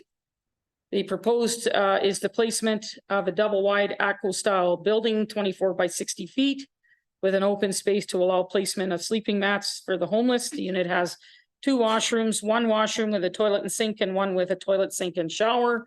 The building also has a kitchen area with cabinet, sink, refrigerator, deep freeze, microwave, and hot water tank. And there's also an area with a desk for security personnel and a stack washer and dryer. The same site was utilized, as said, for the temporary shelter the last 2 winters to facilitate the use. The town ensured water, sanitary, sewer, power, and natural gas services were brought to the site. There's a 100-foot by 100-foot chain link area created in that southeast corner of the fire hall site. There's also a 24-foot gate on each of the north and south sides of the fenced area for access to the shelter site. The fenced area totally separates the shelter from the remainder of the fire hall site. The shelter trailer has been placed on site and within the fenced area as per the submitted site plan with the noted setbacks, and will be on the west side of the paved walking trail and just west of the existing chain link fence that separates the trail and the fire hall site. An approach was developed onto the site from 6th Avenue, south or northwest. Shelter also has 2 sheds for storage that have been placed within the fenced area. Both sheds are 8 feet by 10 feet, and both the shelter building and the sheds will be sided, I think with vinyl siding, to improve the overall exterior aesthetic of the buildings. Landscaping on the site will be completed this year as well. Location maps, site maps, and floor plans are included in the application attached to this report. The operation of the shelter would provide overnight accommodation for approximately 28 residents. That has been confirmed by the issuance of an occupancy permit by the fire department. Will operate 24 hours a day, 7 days a week, 365 days a year. On-site security is provided by a contractor and 1 full-time staff, or for a minimum of 2 people at the site at any given time. The shelter permanent will provide housing to the homeless in the community, including sleeping, personal care, laundry, meal services, in addition to other support programs that are being offered. No advertising or referral letters will be sent advising of the decision, as there is no ability to appeal the decision in the CDC district. That said, council has undertaken extensive public consultation engagement with respect to the selection of the permanent shelter site. So the planning department, for a number of reasons, is recommending the shelter permanent be approved. 1, it meets with the municipal development plan in terms of providing a variety of housing opportunities and options within the community. Is located on a portion of the existing fire hall site in the CDC, and the purpose of that district is to provide for developments that cannot be effectively accommodated under other land use districts because of unique land use characteristics, necessity for innovative ideas, or unusual site constraints. The proposed shelter aligns with our statutory plans, the municipal development plan, and the land use bylaw, as well as council's strategic priorities. Location in question meets with good planning principles, is that it is very close to town trails and public sidewalks, thereby providing a safe route for residents to walk to and from. The trail adjacent to the fire hall connects to 6th Ave Northwest, which is a minor collector. And as such, this route does not direct the homeless into the local residential areas. And typically the homeless will either be walking to the downtown area or the Friendship Center for other additional services. Conflicts between uses should be less than other locations in town as the site is on the outskirts of the residential neighborhoods and on the outer periphery of town and provides some separation between uses, which should reduce the conflicts. And finally, the location in question meets with the desires of the community and was chosen as the most appropriate location by the citizens of Slave Lake during the community engagement undertaken for the permanent shelter. So the planning department is recommending council approve the shelter permit and the 2 sheds at this location. I've given you a motion with development permit conditions. Any questions? Any questions? I know this was beat to death last week. Questions, discussions, motions? Counselor Adams. I'm just gonna go straight to the motion here. Like you say, we've had plenty of discussion on this. I move that council approves development permit 28.05.24 for the development and operation of a shelter permanent at the placement of 2 residential accessory building sheds providing services for approximately, do I have to read all of this? Because this page. No, if you go right to where it says subject to the following conditions and then the rest of it as read is fine. Perfect.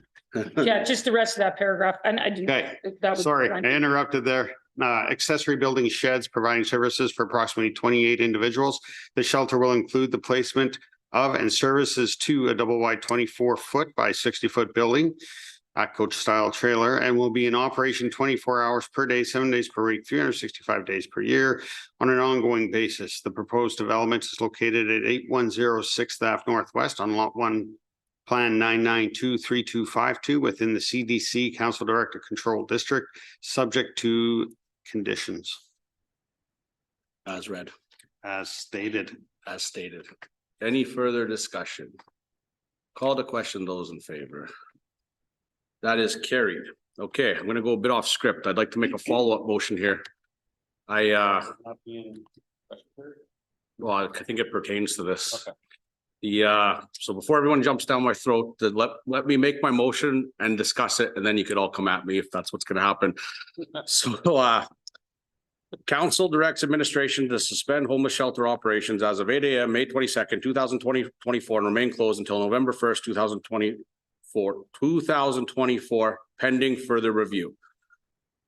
This is the discussion part, and I'll let you all have your say. So I think the majority of people in our community are willing to help people. That can be seen by the last 15 to 20 years of having a homeless shelter or a MAP program during the winter months.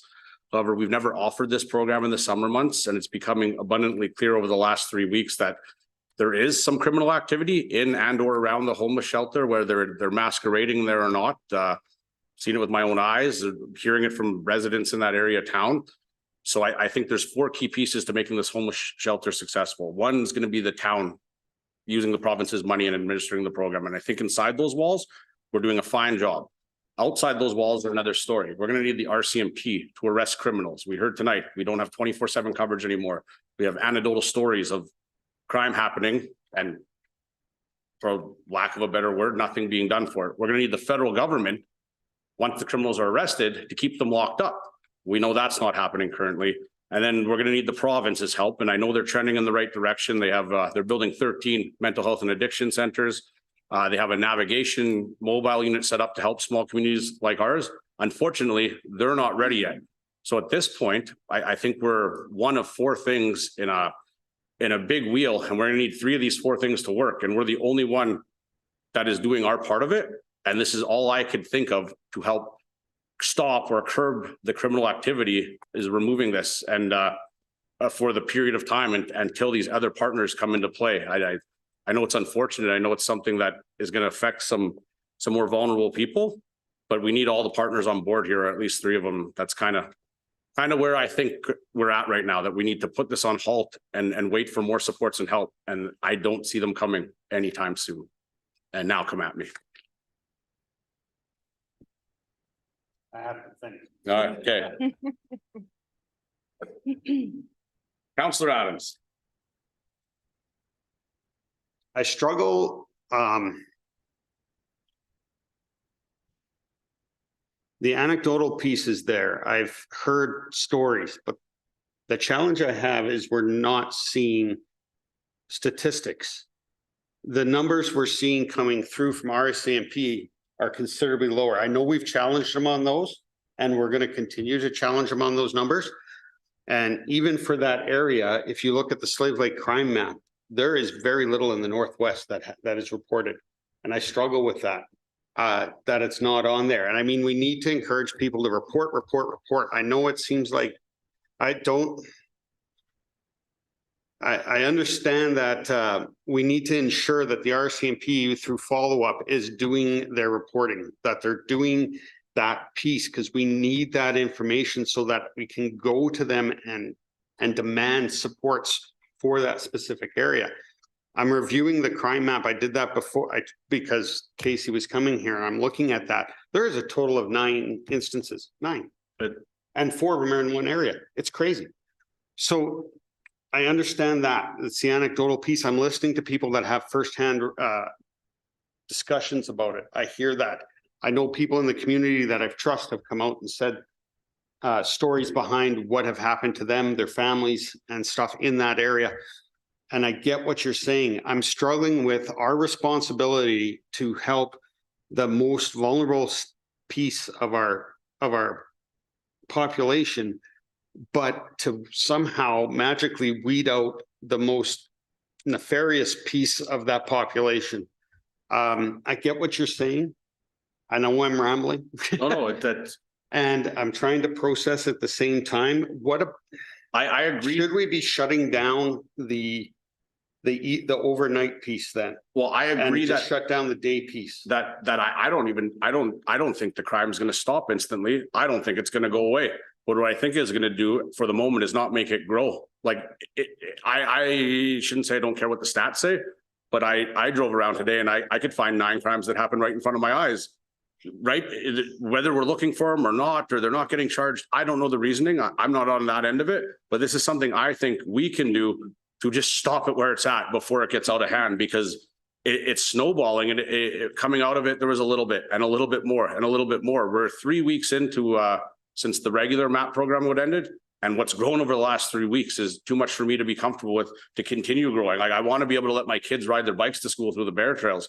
I can't. I currently can't even let them ride their bikes to school down main roads. It doesn't make sense for us to wait for everyone else to do their job. We sat here tonight and watched everyone point fingers about who's dismantling the flat top camp. I know we can't do it. I know the RCMP can. They're saying they can't. Like I can't wait for all these other agencies and government bodies to do something. This is a small thing we could do from this table to maybe stop it where it's at. And it's not making the criminals go away, but we're stopping it with whatever we're stuck with at this moment. That's how I feel. Councillor Adams, sorry, you. Go ahead. So you're saying that by ceasing operations, that will stop crime? No, I'm saying it'll stop more crime from coming. Like I think they're coming in droves. I don't know what the numbers are at Flat Top, but I'll tell you it's over 40 by going and kind of watching and counting. I think their numbers are under 10 or something. The numbers and stats are wrong for me. So I got a good grip. That's where I struggle with my own eyes. I didn't hear it from a business owner. I didn't hear it from the RCMP. I spent 2 days trying to figure out what's going on because I was feeling this for a while. And I'm like, I want to see what's true with my own eyes, not what people are telling me. And this is what I saw. And this is how I feel. Councillor Hughes. Yeah, so you're actually queuing me up for a lot of the things that I've been doing the last couple of days as well. And I will say, Steve, like, I know that you are a data guy and I know you're struggling because you want to see the numbers and feel like you're making an informed decision. For me, I'm on the opposite side of that. I just spent the last few days going around to people that I know in the Northwest area, which is an area that I used to live in. I used to live on 2nd Ave for like 18 years. That's where I grew up. And when I grew up over there, it was very different than what the residents there are telling me now. They don't want to have their kids playing in their front yard right now because they feel unsafe. And that is not something that I can allow myself to continue to support if that's what's happening. And yeah, like during my conversations with people, it wasn't just Facebook or conjecture. It was sitting down and them showing me videos, actually talking to me very upset about some of the experiences that they have had. And so I would say, I respect that you want data, but for me, the data is the residents that are telling me these things right now. And you know, I agree, like there's a lot of components surrounding the increased level of crime we're seeing. And I do think that it is this mixed bag of issues, but I also agree with you. These are pieces to a puzzle and we're just one piece. We need those 3 other pieces to join together with us if we're going to be effective. And right now we're just not getting that. And so, you know, I do feel that maybe this is something that we need to consider honestly at this point in time and move forward as best we can. Now, I don't want to displace people necessarily. I'd like to see us come up with a thoughtful. I have like 5 subsequent motions. Okay. You know, that's obviously a concern as well. And I would like to see that happen, but yeah. It's terrible that it's gotten to this point. And I think I'm just going to keep saying the same thing. We're a small piece in this puzzle, but we're the only piece from this spot that could do something for it. No one's coming to help. Like we're asking questions. No one's here yet. No one's helping now. You go another week, another 2 weeks, another month. We bring back a report.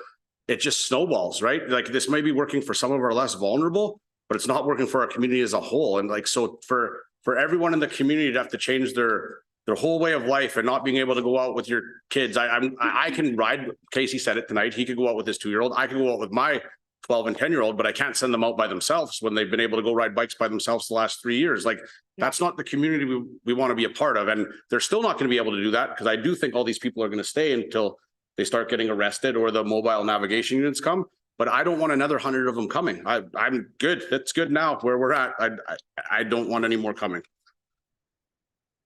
I think we're lucky that I think it's the spring and summer right now, that I think if we do need to reassess, or that I think we can do it now. I think the MAT program was all built on you know, getting people out of the elements in the worst conditions out there.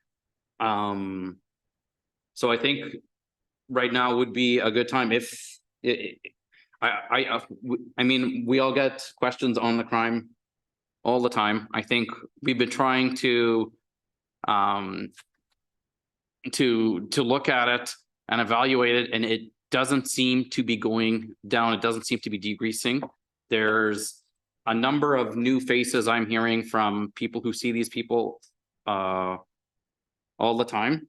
So maybe this just kind of gives us a chance to the spring and summer just kind of halt things. This program was always designed to be a life or limb, and it's never ran in the summer. I could assure you that there's no one freezing right now, right? So it gives us a chance to reset and come up, and we could review this, and maybe I'm completely out to lunch and you guys and the stats say I'm wrong, and that's great. We've never ran this program in the summer, so we're not hurting anything we never had before. Councillor Adams.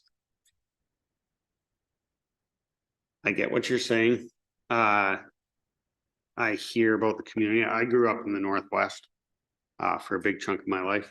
I remember it being very rough. I remember it getting hustled out of there with gunshots in the middle of the night. It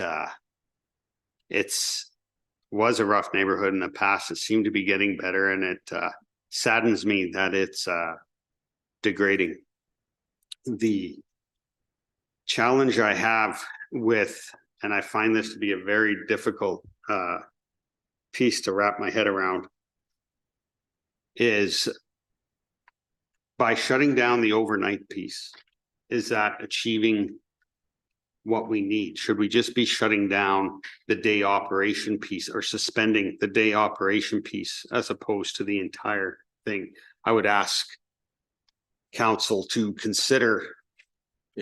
We've identified who our core piece of vulnerable is. It ranges from 13 to 17.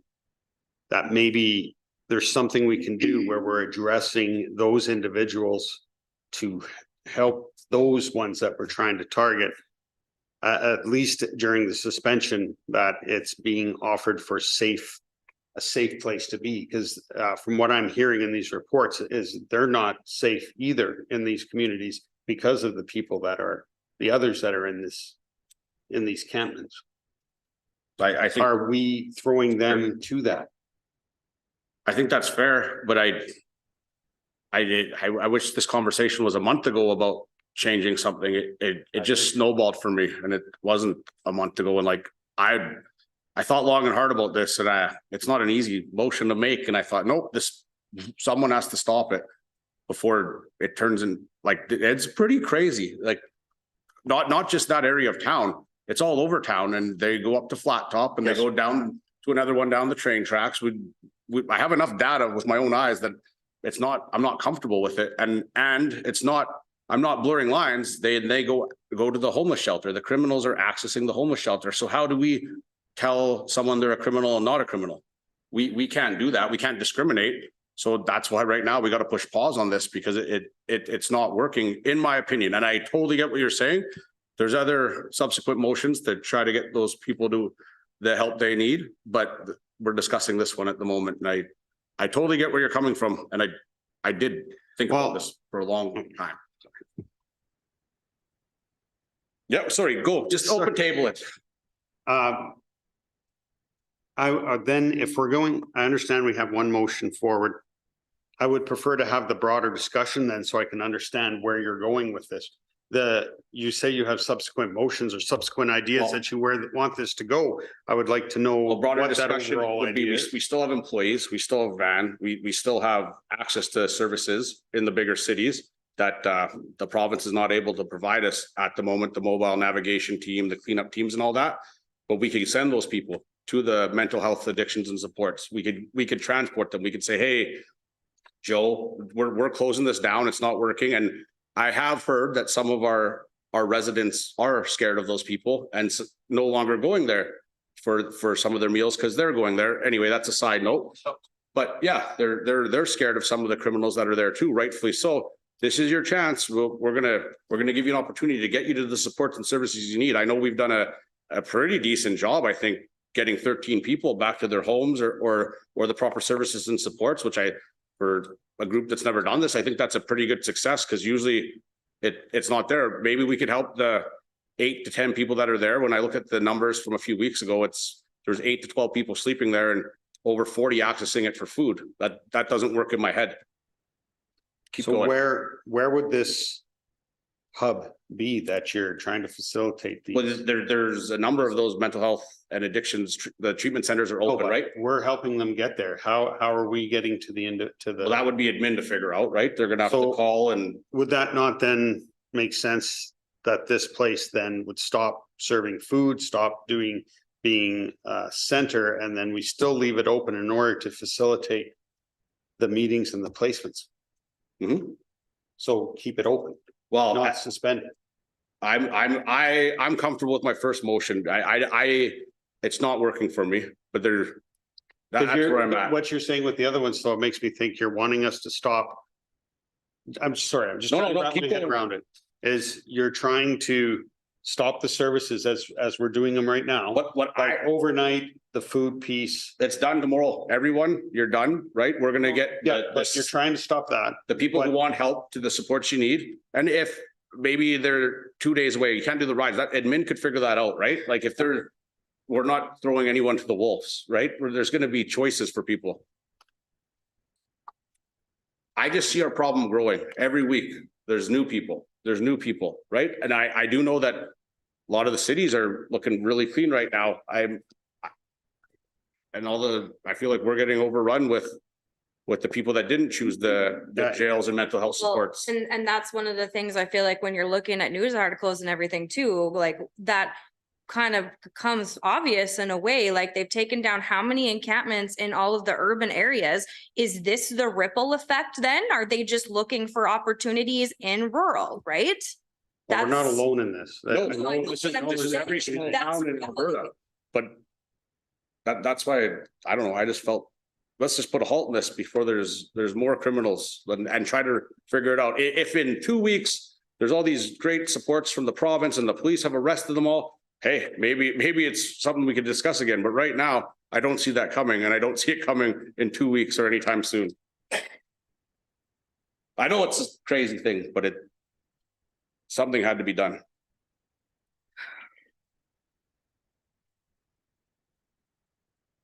Any further discussion? Oh, yeah. Okay, keep going. I'd be willing to entertain a suspension of how we see the current office offering pending further investigation, further partnerships, or whatever it is we're going to do to meet that. A presentation from our operations staff on what's happening there and their recommendations.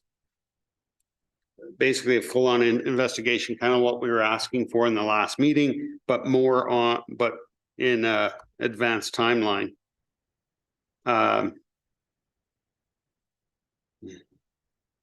But I don't like the idea of having the fixed timeline within your motion. I think that needs to come out, and we need to be able to, if we've got this, to reinstitute it and get things going again before November 1st, because we don't know what we're getting for winter, and to put a hard time on it, I don't think makes sense. Especially if suddenly you can get things just clicking. But again, that would have to come and get restarted, and then you could have this discussion all over again. Yeah, I don't see how it gets clicking. Like, but even November 1st is we've too been late. waiting and begging, and Yeah. we've been the advocates saying it's coming. The people say Yep, they're coming. I We're got you. tearing down camps. No one's came. No one's torn down a camp. No one's arrested anybody. Like But you get what I'm saying, where I get don't what you're think saying, but I don't have enough belief in any of the We're other people. we're handcuffing ourselves by putting in a fixed timeline in the motion. I like timelines because then people can prepare. I think we have a volunteer, oh, sorry. No, open table, discuss. I think we have a good volunteer group in this community that is that has been going around cleaning up the encampments. Now I'm at you know, a little bit afraid. I think when I see that happening, when just general public is going out and saying, hey, if no one is going, if no one's going to do that, then me and my daughter and a couple of my friends and whoever else I can ramble together. If it's gotten to that point where we have people who are saying, you know, we're gonna go do this job, you know, I don't ultimately 100% trust that that might be the best decision. That doesn't want to be a community where I can support.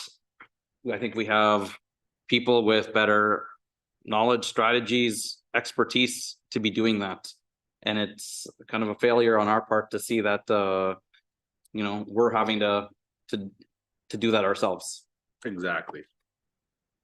That's very true, but what options do we have right now? Like Sean said, like we seem to be in the middle of a miscommunication, I guess I'll call it, between even the flat top encampment, as we heard tonight, right? The presentation tonight gave me enough to know what I was doing was correct, because they're driving down from there. There's go up. No one go up there. Actually, we'll go up there. There's a bunch of stolen stuff, and now they're coming down and accessing this. Well, that's not what this was designed for. That's not what I signed up to support. I'm not supporting the people that are breaking into our stores. Agreed. That's not what I'm doing. Okay, so let's talk about like a ripple effect for a minute then. Okay, so let's say this gets shut down tomorrow night and we connect tomorrow morning. Okay, pardon me. We connect the people that we are actually trying to help to the services that they need, whatever that looks like. We get our shelter manager to do that. The people that maybe were staying there or drawing them away, where are they going to go? Are they going to go create a new encampment that then we're gonna have to worry about? Like, because I feel Well, like this has to be stages, right? What's the next step? Let's say we do this, but what do we effectively do about the encampment issue? Because as we're hearing. We make noise. We make as much noise as we No, can. and I know I that. agree with Ali. I don't want to see a bunch of residents going and doing that. Frankly, they shouldn't have to. And also safety for those residents is also a huge concern. I have some more motions that will appease you. Okay, let's hear it. Well, I can't make the motion yet, but there's security companies out there, right? Okay. So Sorry. we could allocate funds from some of those for some of this to come in and clean up the camp so our freaking citizens don't have to do it. And maybe help, not just clean them up, but help tear them down, because we heard it tonight. There's no one wants to, Okay, and then. no one wants to be the bad guy. They pop up another place. Well, we We're just gonna keep having this group tear them down. We're gonna keep just like, That, yeah. Trying we to get gotta out? Hammer them out. That's all we could do. Sorry. Councilor Llewellyn, Sorry, can you read the motion again? my original motion? Yeah, the original one. Council directs administration to suspend homeless shelter operations as of 8 AM, May 22nd, 2024, and remain closed until November 1st, 2024, pending further review. So I'm expecting all kinds of stats and reports and everything to come back that you're looking for, Steve. And maybe we need to give stronger direction, although I do believe we gave great direction to what we wanted there. And review how we're running things, because it's not how I envisioned it at all. That's not, no one signed up to allow people that are breaking into stores to do it. It's for vulnerable people, not for those people. That's not part of this. I mean, MLA Sinclair said he wanted cookum rules. I don't think we have cookum rules there. I think we have free for all at the moment. I do say though, inside those walls, the rules are followed strictly, right?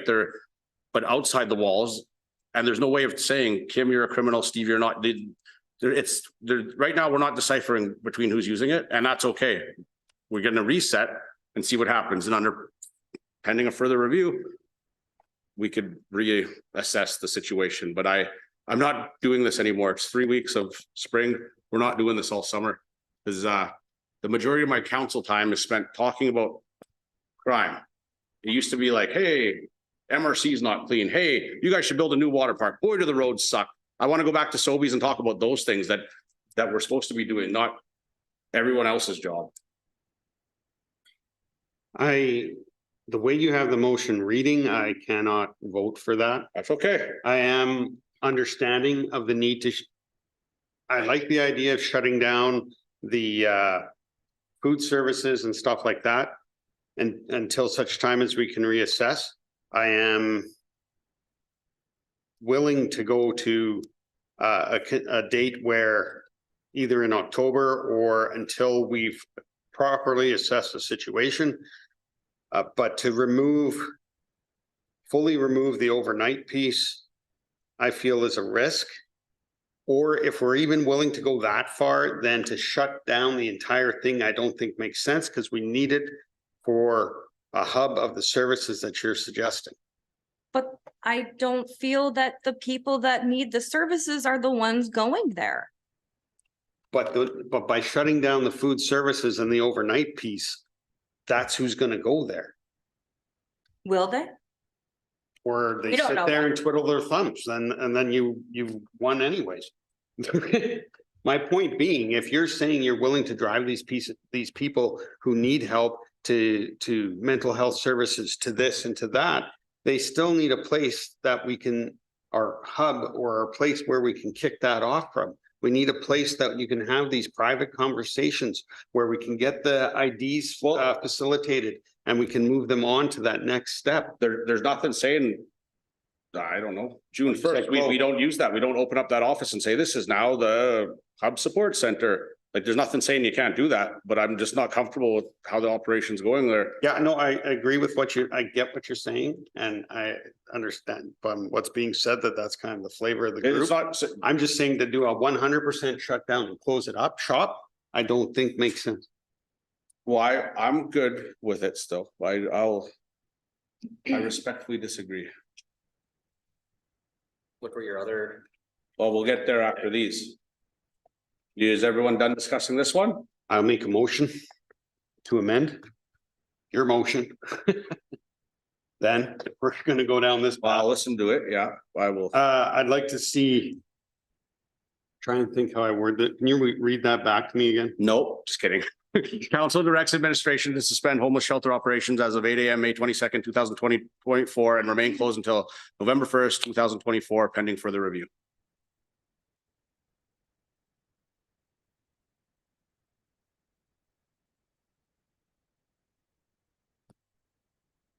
This word.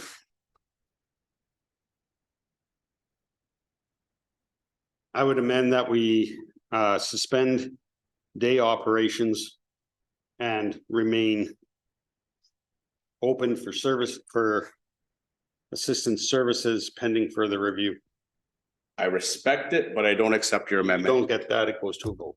Okay, call for the vote on Steve's amendment. Can you read that amendment again? Oh my God, I just thought of it. Okay. You got it?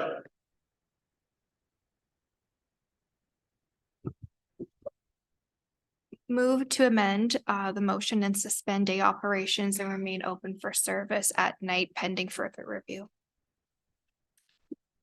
So we're calling a vote on Steve's amendment. Any further discussion on that? Council Llewellyn? Okay, so it's, I guess it's. So Steve, we're gonna vote in Steve's amendment. So let's say it passes, so then that motion's done. Let's say it's defeated, then we go back to my motion and vote on that. So I just Okay. noted I don't accept his amendment, but now you could discuss it further. Does your amendment, Mine, if we vote yes on his, it's, he gets his It's vote. first. It's like a tree. Amendments Okay. first. So you vote on his amendment, if No, you like it, no, and I his totally pass. understand. I'm just wondering if that includes food or. No. No, No, so I agree with suspending daytime operations as in what's currently being done. just providing. I just want to be able to provide the services where we're facilitating access to mental health, access to ID, driving them to further supports, that kind of thing. Can I ask what that would have to do with sleeping? Because I still want to be able to provide sleeping. Yeah, so you want to provide, I'm still said the That- overnight. yeah, I'll you do still that. want that, because Yeah. you said you want to just have it as a service provider, which is not that. It's During the back, day. yeah, but now it's back He to was the, asking about day. Day use operation. yeah, you, The day use operations as we see it. I still want to be able to do what you're saying and what you presented, saying that you want to be able to facilitate all those support services still going out for them to get IDs, to take them to the city for rehab, to Well- get them to their homes, any of that stuff. here's the problem with that. We've already been doing that. We've seen 13 people go. Mhm. I don't think we have the capacity or the time to do this all summer. Like, this is not the role of the town of Slave Lake. That's why this needs to end. And if you want to add that in, then the other partners. You're should come saying, to their role. you're saying we should not be supporting them to get. We them- should be, we should to do get this, them we should do home. this for a brief period of time, which I come up with next, but like, if we're leaving the shelter open all night again and during the day, we're right back to square one minus food. Yeah. And I don't even know if you could have a shelter without feeding people. So I don't even know if that works legally. I think I would have to agree with that statement as well. I understand your reservations and wanting to keep it overnight, but I think to be effective and to understand what we're really dealing with in this whole situation, we need to help the people that we are currently aware of and do that part of it, certainly. And the rest of it, it needs a full stop. It But how are you needs, helping those people then? well, we're going We're to. shutting down. Well, You're shutting down and you, Yes, but- Steve, you have 3 days. Yeah. Here you are. He's Council, go saying, to this. or even if we take the week, we direct a Yeah. shelter manager to fulfill his duties for those people and ensure that they are taken care of. We let this That's- reset and What I'm saying. I would come back if you want to. And with next meeting, we could discuss opening it up as the mobile navigation unit that we're doing. Like, I don't care if people come there and look for the support of the ride and get the supports they need. That's what I thought this was originally about. But I'm done with this whole thing at the moment. It's not working and yeah, anyway, I've said my piece. Ali, you got anything to say on Steve's amendment? I think if we're opening it up in the evening, it's just, that's not an ideal time for us to assess and supervise even more. Mhm. You know, it's almost like we'd rather be doing that in the daytime than to find out if it's being used more in the evenings. I don't know if that's gonna. Let's do let's vote on Steve's amendment. So all those in favor of Steve's amendment, all those opposed? So that's defeated. Let's call the question on my vote. Do I need to read it again or my motion? You all got it? So all those in favor of my motion? Recorded vote, by the way. Yep. All those opposed, please note Counselor Adams is opposed and that is passed. Okay, moving on to more motions.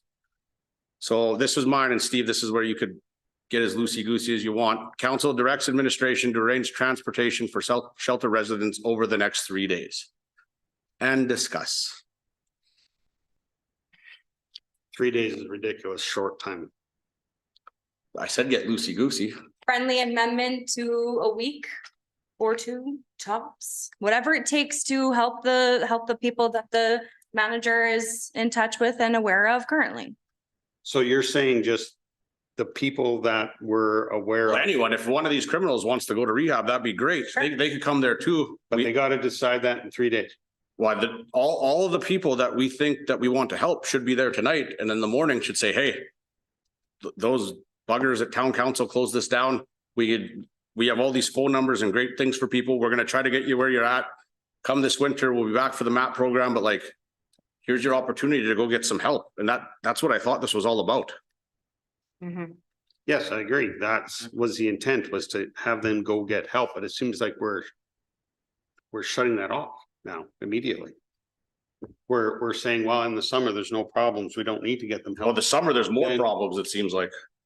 And we don't need to get them help. So how do we get them to the next step, to the next stage? So they're not homeless, they're not doing what's happening within our community. For me, this was always life and limb and getting people the I- supports they need. I agree, 100%, So- yeah.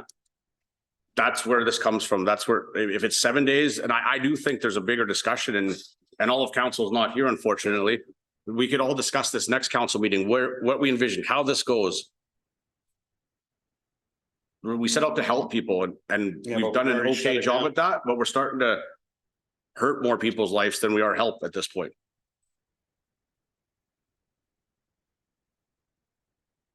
So discussion on that motion?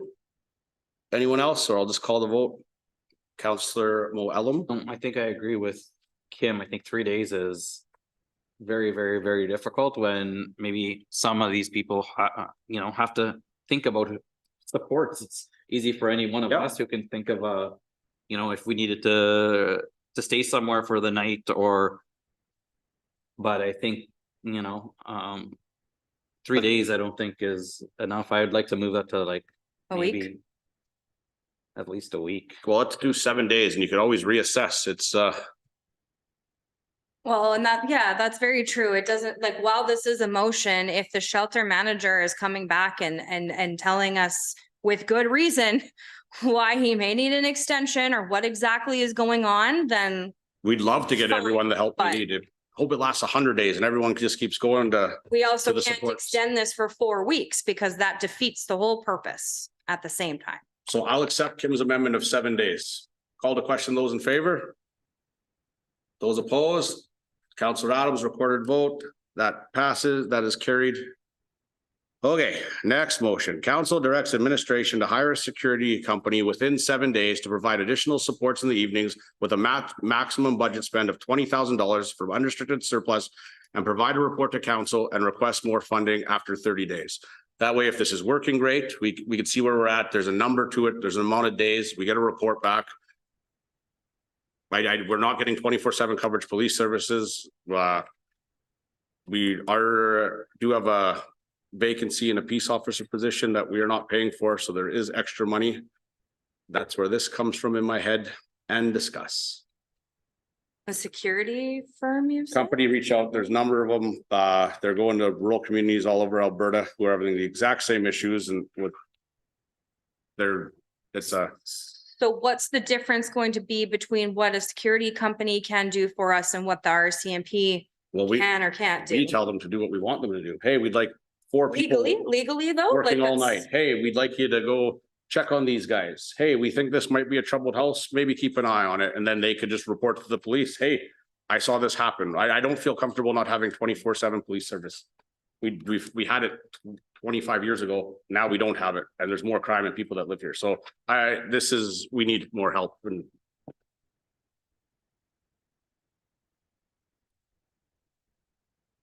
Read your motion again, please. Council directs administration to hire a security company within 7 days. That is because it might take a while. I don't know how long. So I gave them 7 days to provide additional support in the evening with a max budget spend of $20,000 from unrestricted surplus and provide a report to council and a request for more funding after 30 days.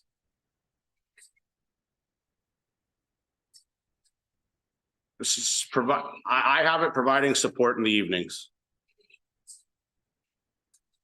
To the community. This is for the whole community as a whole. That's directing it to be done. We don't have any quotes. We don't have Well, they gotta companies, find we them. don't have anything. I was just willing to spend $20,000 because that's the number I figured we saved. You could change the number. I'm willing to go after a proposal for something. Well, that's what, But- yeah, they could put something I together. direct them to hire them and spend that money no matter what within whatever time. The reason I want it done is because we're running out of time.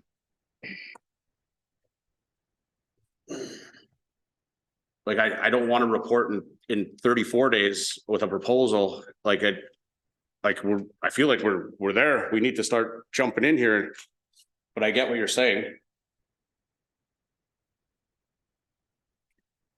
I don't have a problem with us directing council to seek out and investigate these companies, because let's face it, we're gonna be married at the hip to these people. If they do something wrong, we are liable. Absolutely. It's not like the RCMP. We need to vet these people properly. We need to go through that, and doing that at the spur of a hat and dropping it within 7 days. Can you do that in 7 days? Identify these people, get a price. I don't think it's a realistic time frame. How many days do you think is realistic? By next meeting then. What's 7 days? No, isn't this the Not last even one? Do we have because we another? won't meet again. Oh, Right. it's longer. That's right. This is our last Last one. meeting of May. So yeah, the 4th. So you're looking for a proposal? What if Just 2 weeks. administration reaches out, finds the right group and they're ready to work by Friday? We gotta wait 14 days to get help? You can call an emergency meeting if it's. Fair. Okay, I will accept Steve's amendment. So hire a security company within the next meeting, or you want a proposal? I'm I want fine a with the proposal. proposal, but I think we I need, want a proposal. We'll look at what it is, then you can decide what needs. to okay, be you done. make the motion and I'll vote. That's for my it. amended motion. Did you capture that? No, please repeat the motion. No, you're supposed to summarize it for me. I'd like to make a motion that we direct administration to seek out security options for the community of Slave Lake to operate within the evenings and bring back options No budget item number? within, what did you say? Just gives them what they're 20,000? looking for, right? You've looked further than I have within what? $20,000. $20,000.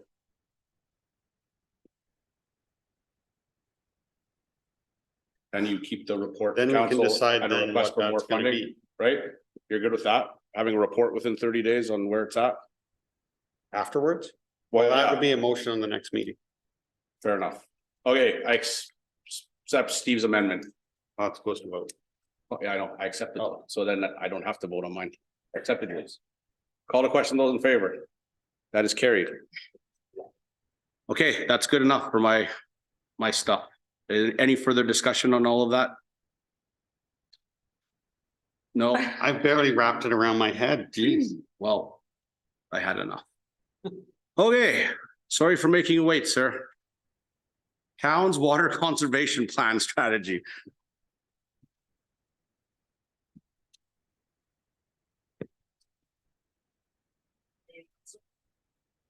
The purpose of this report is to provide council information related to town's water conservation plan and strategy based on Alberta's 2024 drought forecast.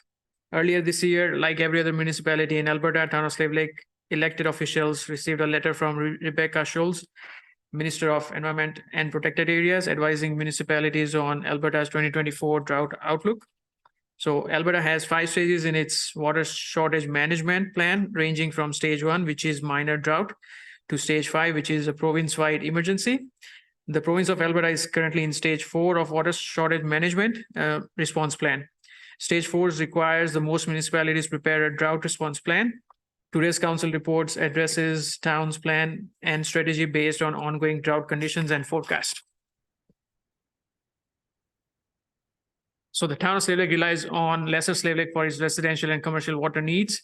The lake level for April 2024, based on Alberta Environment and Parks level gauge, is at 575.85 meters. The town has 2 active water diversion licenses, one for Wagner intake and the other one for river intake. Wagner intake is one of the newest, approved in 2017, expiring 2042. Intake is located in Wagner. The license allows maximum annual diversion volume of 1 million cubic meters. As per the license requirement, the town is required to monitor and record daily lake levels and report it to Alberta Environment and Parks when the lake level gets below 575.5 meters. Intake pipe elevation for Wagner is 571.5 meter, which is 4 meter below the AEP set elevation for reporting. So based on the level gauge of April 2024, which means the current water depth above the intake pipe elevation of Wagner is approximately 14 feet. River intake, which is one of the oldest, approved since 1967 with no specified expiration. This intake is located near the marina north of industrial zone near the river mouth. The license allow maximum annual diversion volume of 1.85 million cubic meters. The license does not stipulate any limitations on water level for diversion. And the intake pipe elevation for river intake is 574.4 meter. So based on 2024 level of the lake, which will give us 4.75 feet of water over our intake pipe elevation. The water diverted through these intakes is treated at the water treatment plant. Upon treatment, the water is stored in the storage reservoirs before distributing. The town has 2 reservoirs. One is located adjoining the water treatment plant with reservoir capacity of 6,000 cubic meters, and the other at Hilltop across Old Cemetery with reservoir capacity of 5,500 cubic meters. The town's average daily consumption varies significantly between summer and winter months. During summer months, daily average consumption for town is approx 3,000 cubic meters, and winter months sees daily average of 2,000 cubic meters. So based on collective reservoir capacity of 11,500 cubic meters, the town has capacity to distribute water to residents and users for 3.8 days straight based on summer demand and 5.75 days straight based on winter demand without any intake of water from the source. So what would be the trigger points for initiating conservation plan and strategy? So we have 5 points listed. So either of those points will trigger a conservation plan and strategy. So either we receive a notification from Alberta Environment and Park or Drought Command team to initiate water conservation based on modeling data, or if the lake level elevation falls below 575 meters, or if there is a major break or equipment malfunction that will limit either the town's ability to treat water or the distribution system's ability to supply water, or if there is a major wildfire in area leading to significant water demand increase, or if the weather model continues to forecast prolonged drought conditions, foreseeing extended periods with lack of precipitation over our region, thereby failing to meet the generated water demand. So now how is the severity of drought conditions are defined? So it is defined using minor, major, and critical drought terms. So minor drought is where there may be some impacts on agriculture or water supply, but it's generally manageable without significant long-term consequences. Water restrictions might be implemented, but they are typically not severe. Overall, it has limited to no effect on residents and other consumers. Major drought is a drought where you see more significant impacts on agriculture, water supply, and environment. Crop yields may decrease, water sources may become critically low, and water restriction could be more stringent. This level of drought can lead to economic losses and strain on water resources. Overall, it will have some impacts on residents and other consumers. Critical drought, which represents the most severe level of drought with extreme impacts on agriculture, water supply, ecosystem, and society as a whole. Crop failures are widespread, water shortages are severe, and there may be significant ecological damage. Critical droughts can have long-lasting effects on communities and may require emergency measures to manage water resources and mitigate the impacts. Overall, it would lead to fast and aggressive actions to maintain the water supply and affect both residents and commercial consumers. So next covers like what could we do to reduce water use based on severity. So there are following action items that we have created that could be initiated based on severity of drought conditions. So under minor major drought conditions, town can stop all like watering all town-owned plants and maintenance. Town can also limit lawn watering, which is like initiate odd even housing a number based on odd even days. Town can stop any firefighter training involving the use of large amount of water. We can revise flushing schedule to one thorough flush a year instead of 2 times. Also aim for major flush to be after the fire season in the fall when drought is likely not to be severe. We can recycle water, like recycle wasted water during water treatment plant startup process from backwash pond into the treatment process. It is a very involved process that would require Alberta Environment Parks permissions and water treatment plant modifications. So for reference, water treatment plant waste is approximately 300 cubic meters of water daily in order to achieve chlorine contact time. We can also revise splash parks operating hours to limit use. If in a critical drought condition, we can initiate water usability limit with potential of shutting down car washes, potential of shutting down splash parks, and also shut down water treatment plant bulk fills. We can put up signage at facility and reach out to registered consumers through email and notify them of outages as well as expected out of service timeframe. We also did a review of our existing bylaw to confirm how it details regarding water conservation measures. So the approved water and wastewater bylaw number 16/2023 provides the ability for CAO to implement water conservation and demand management measures as necessary to ensure the integrity of the infrastructure in the event of water shortage. If such measures are decided to be implemented, then prior notification shall be released through town's website or through other available communication channel prior to implementation. For collective conservation efforts, proper communication plan is necessary. So the town communication team will make sure we provide adequate communication to the residents and consumer during all level of conservations by providing public notification to provide update on what level of water conservation is being implemented by the town and including any impacts to service levels affected by water supply. We can also continue to provide those notifications through website, newspaper, radio, Voint app, requesting all other residents to conserve water. And we can also initiate conversations with our neighboring municipalities and request them to advise their residents to conserve water. So what other efforts can be taken by utilities department to conserve water other than those listed previously? So the utility departments will preemptively could take following actions to help conserve water with anticipation of drought conditions this summer. So we can revise flushing schedule. The town will only complete a small dead end or low usage area flush instead of every hydrant flushing point to reduce waste during spring, summer. Estimated water savings would be around 4,000 cubic meters a year. We can continue tracking, like our utilities department will continue tracking of lake levels daily based on level indicator at Wagner Pump Station as well as Alberta Environment and Park website. We will investigate feasibility of recycling wastewater from backwash pond at water treatment plant. And we can also explore the feasibility of treating wastewater treatment plant effluent and or stormwater. In summary, it is important to recognize that Lesser Slave Lake serves as a substantial water source for the town of Slave Lake with relatively few heavy water consumers. This advantageous position sets the town apart from others in province, reducing the likelihood of drought issues during the summer months.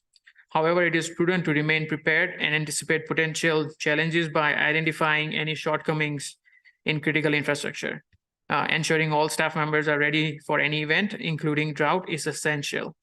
The town's utilities team will stay informed about the latest news and recommendation regarding the potential drought by taking all necessary action to maintain the integrity of the water system. Now, resources impact due to this, depending on the level of conservation implemented, there will be a revenue loss anticipated due to limiting the overall water demand in the town. Consequently, it may also reduce operational spending related to water distribution tasks. Town administration, in collaboration with the utilities department, recommends council to accept the presented report as information and further utilize the information presented for drafting a water conservation policy. Perfect. Right. Any discussion? No. Counselor Adams?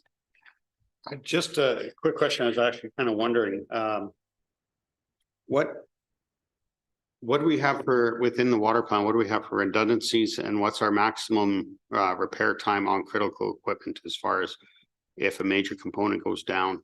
How does that play out, or how does that work?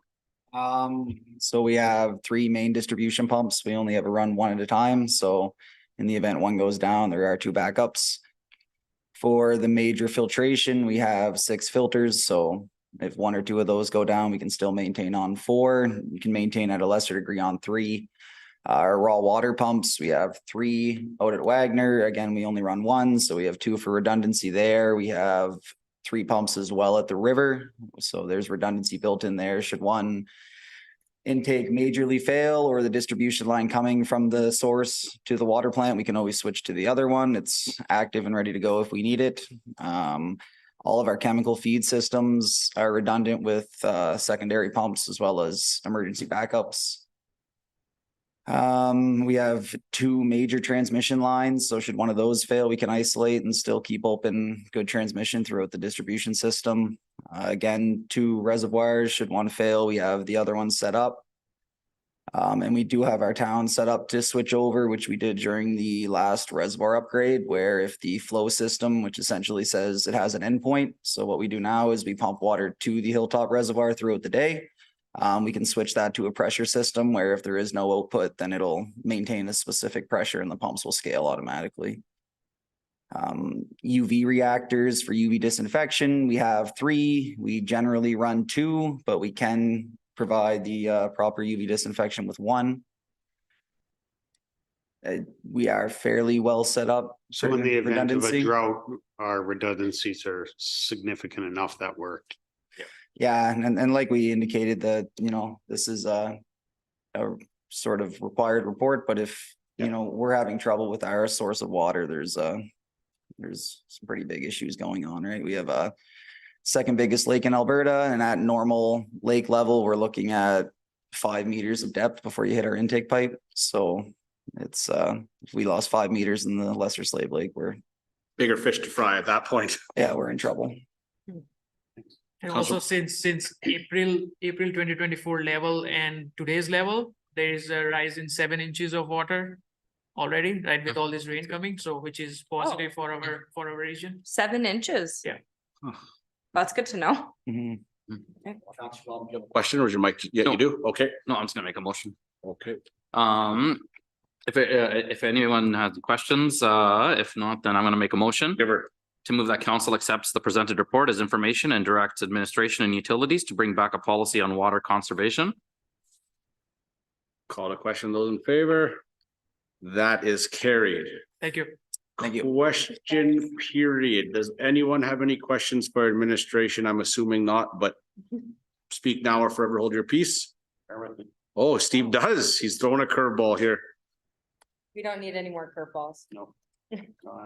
Oh, he is good. State of the Lake, Ali, you got a bunch of stuff?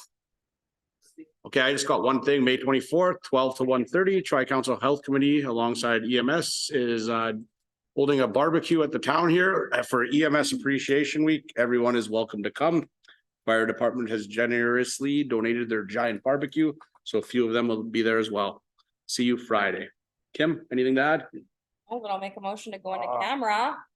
Okay. Call the question, those in Oh, favor? pardon me, sorry, Ashley is motioning. Just for the time, maybe we should make a motion to go past 10 Holy PM cow. before we go into close. Oh, okay. Like that's up to you guys. Yeah, it but- makes sense. Fine, not yeah, to we will pop up. probably. Then Okay, I will make a motion to go past 10 PM. Call the question, those in favor? That is carried, and she also And now I will make a motion to go in camera, please. closed session. Call the question, those in favor? That is carried. By golly.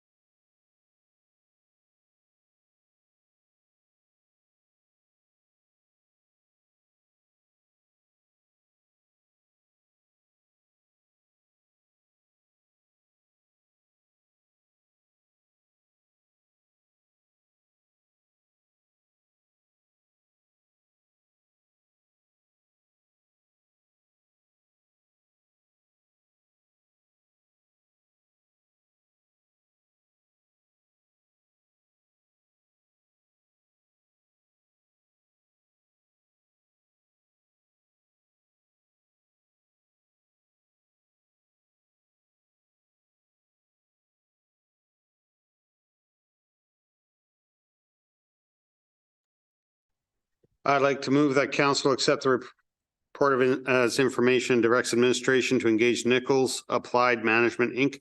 to prepare market analysis for 4 new place for $18,000 plus GST. Call the question. Those in favor? That is carried. Councillor Moellum. I'll make a motion to adjourn the meeting Call the at question. 10:07. Call the question. Those in favor? That is carried. Good night.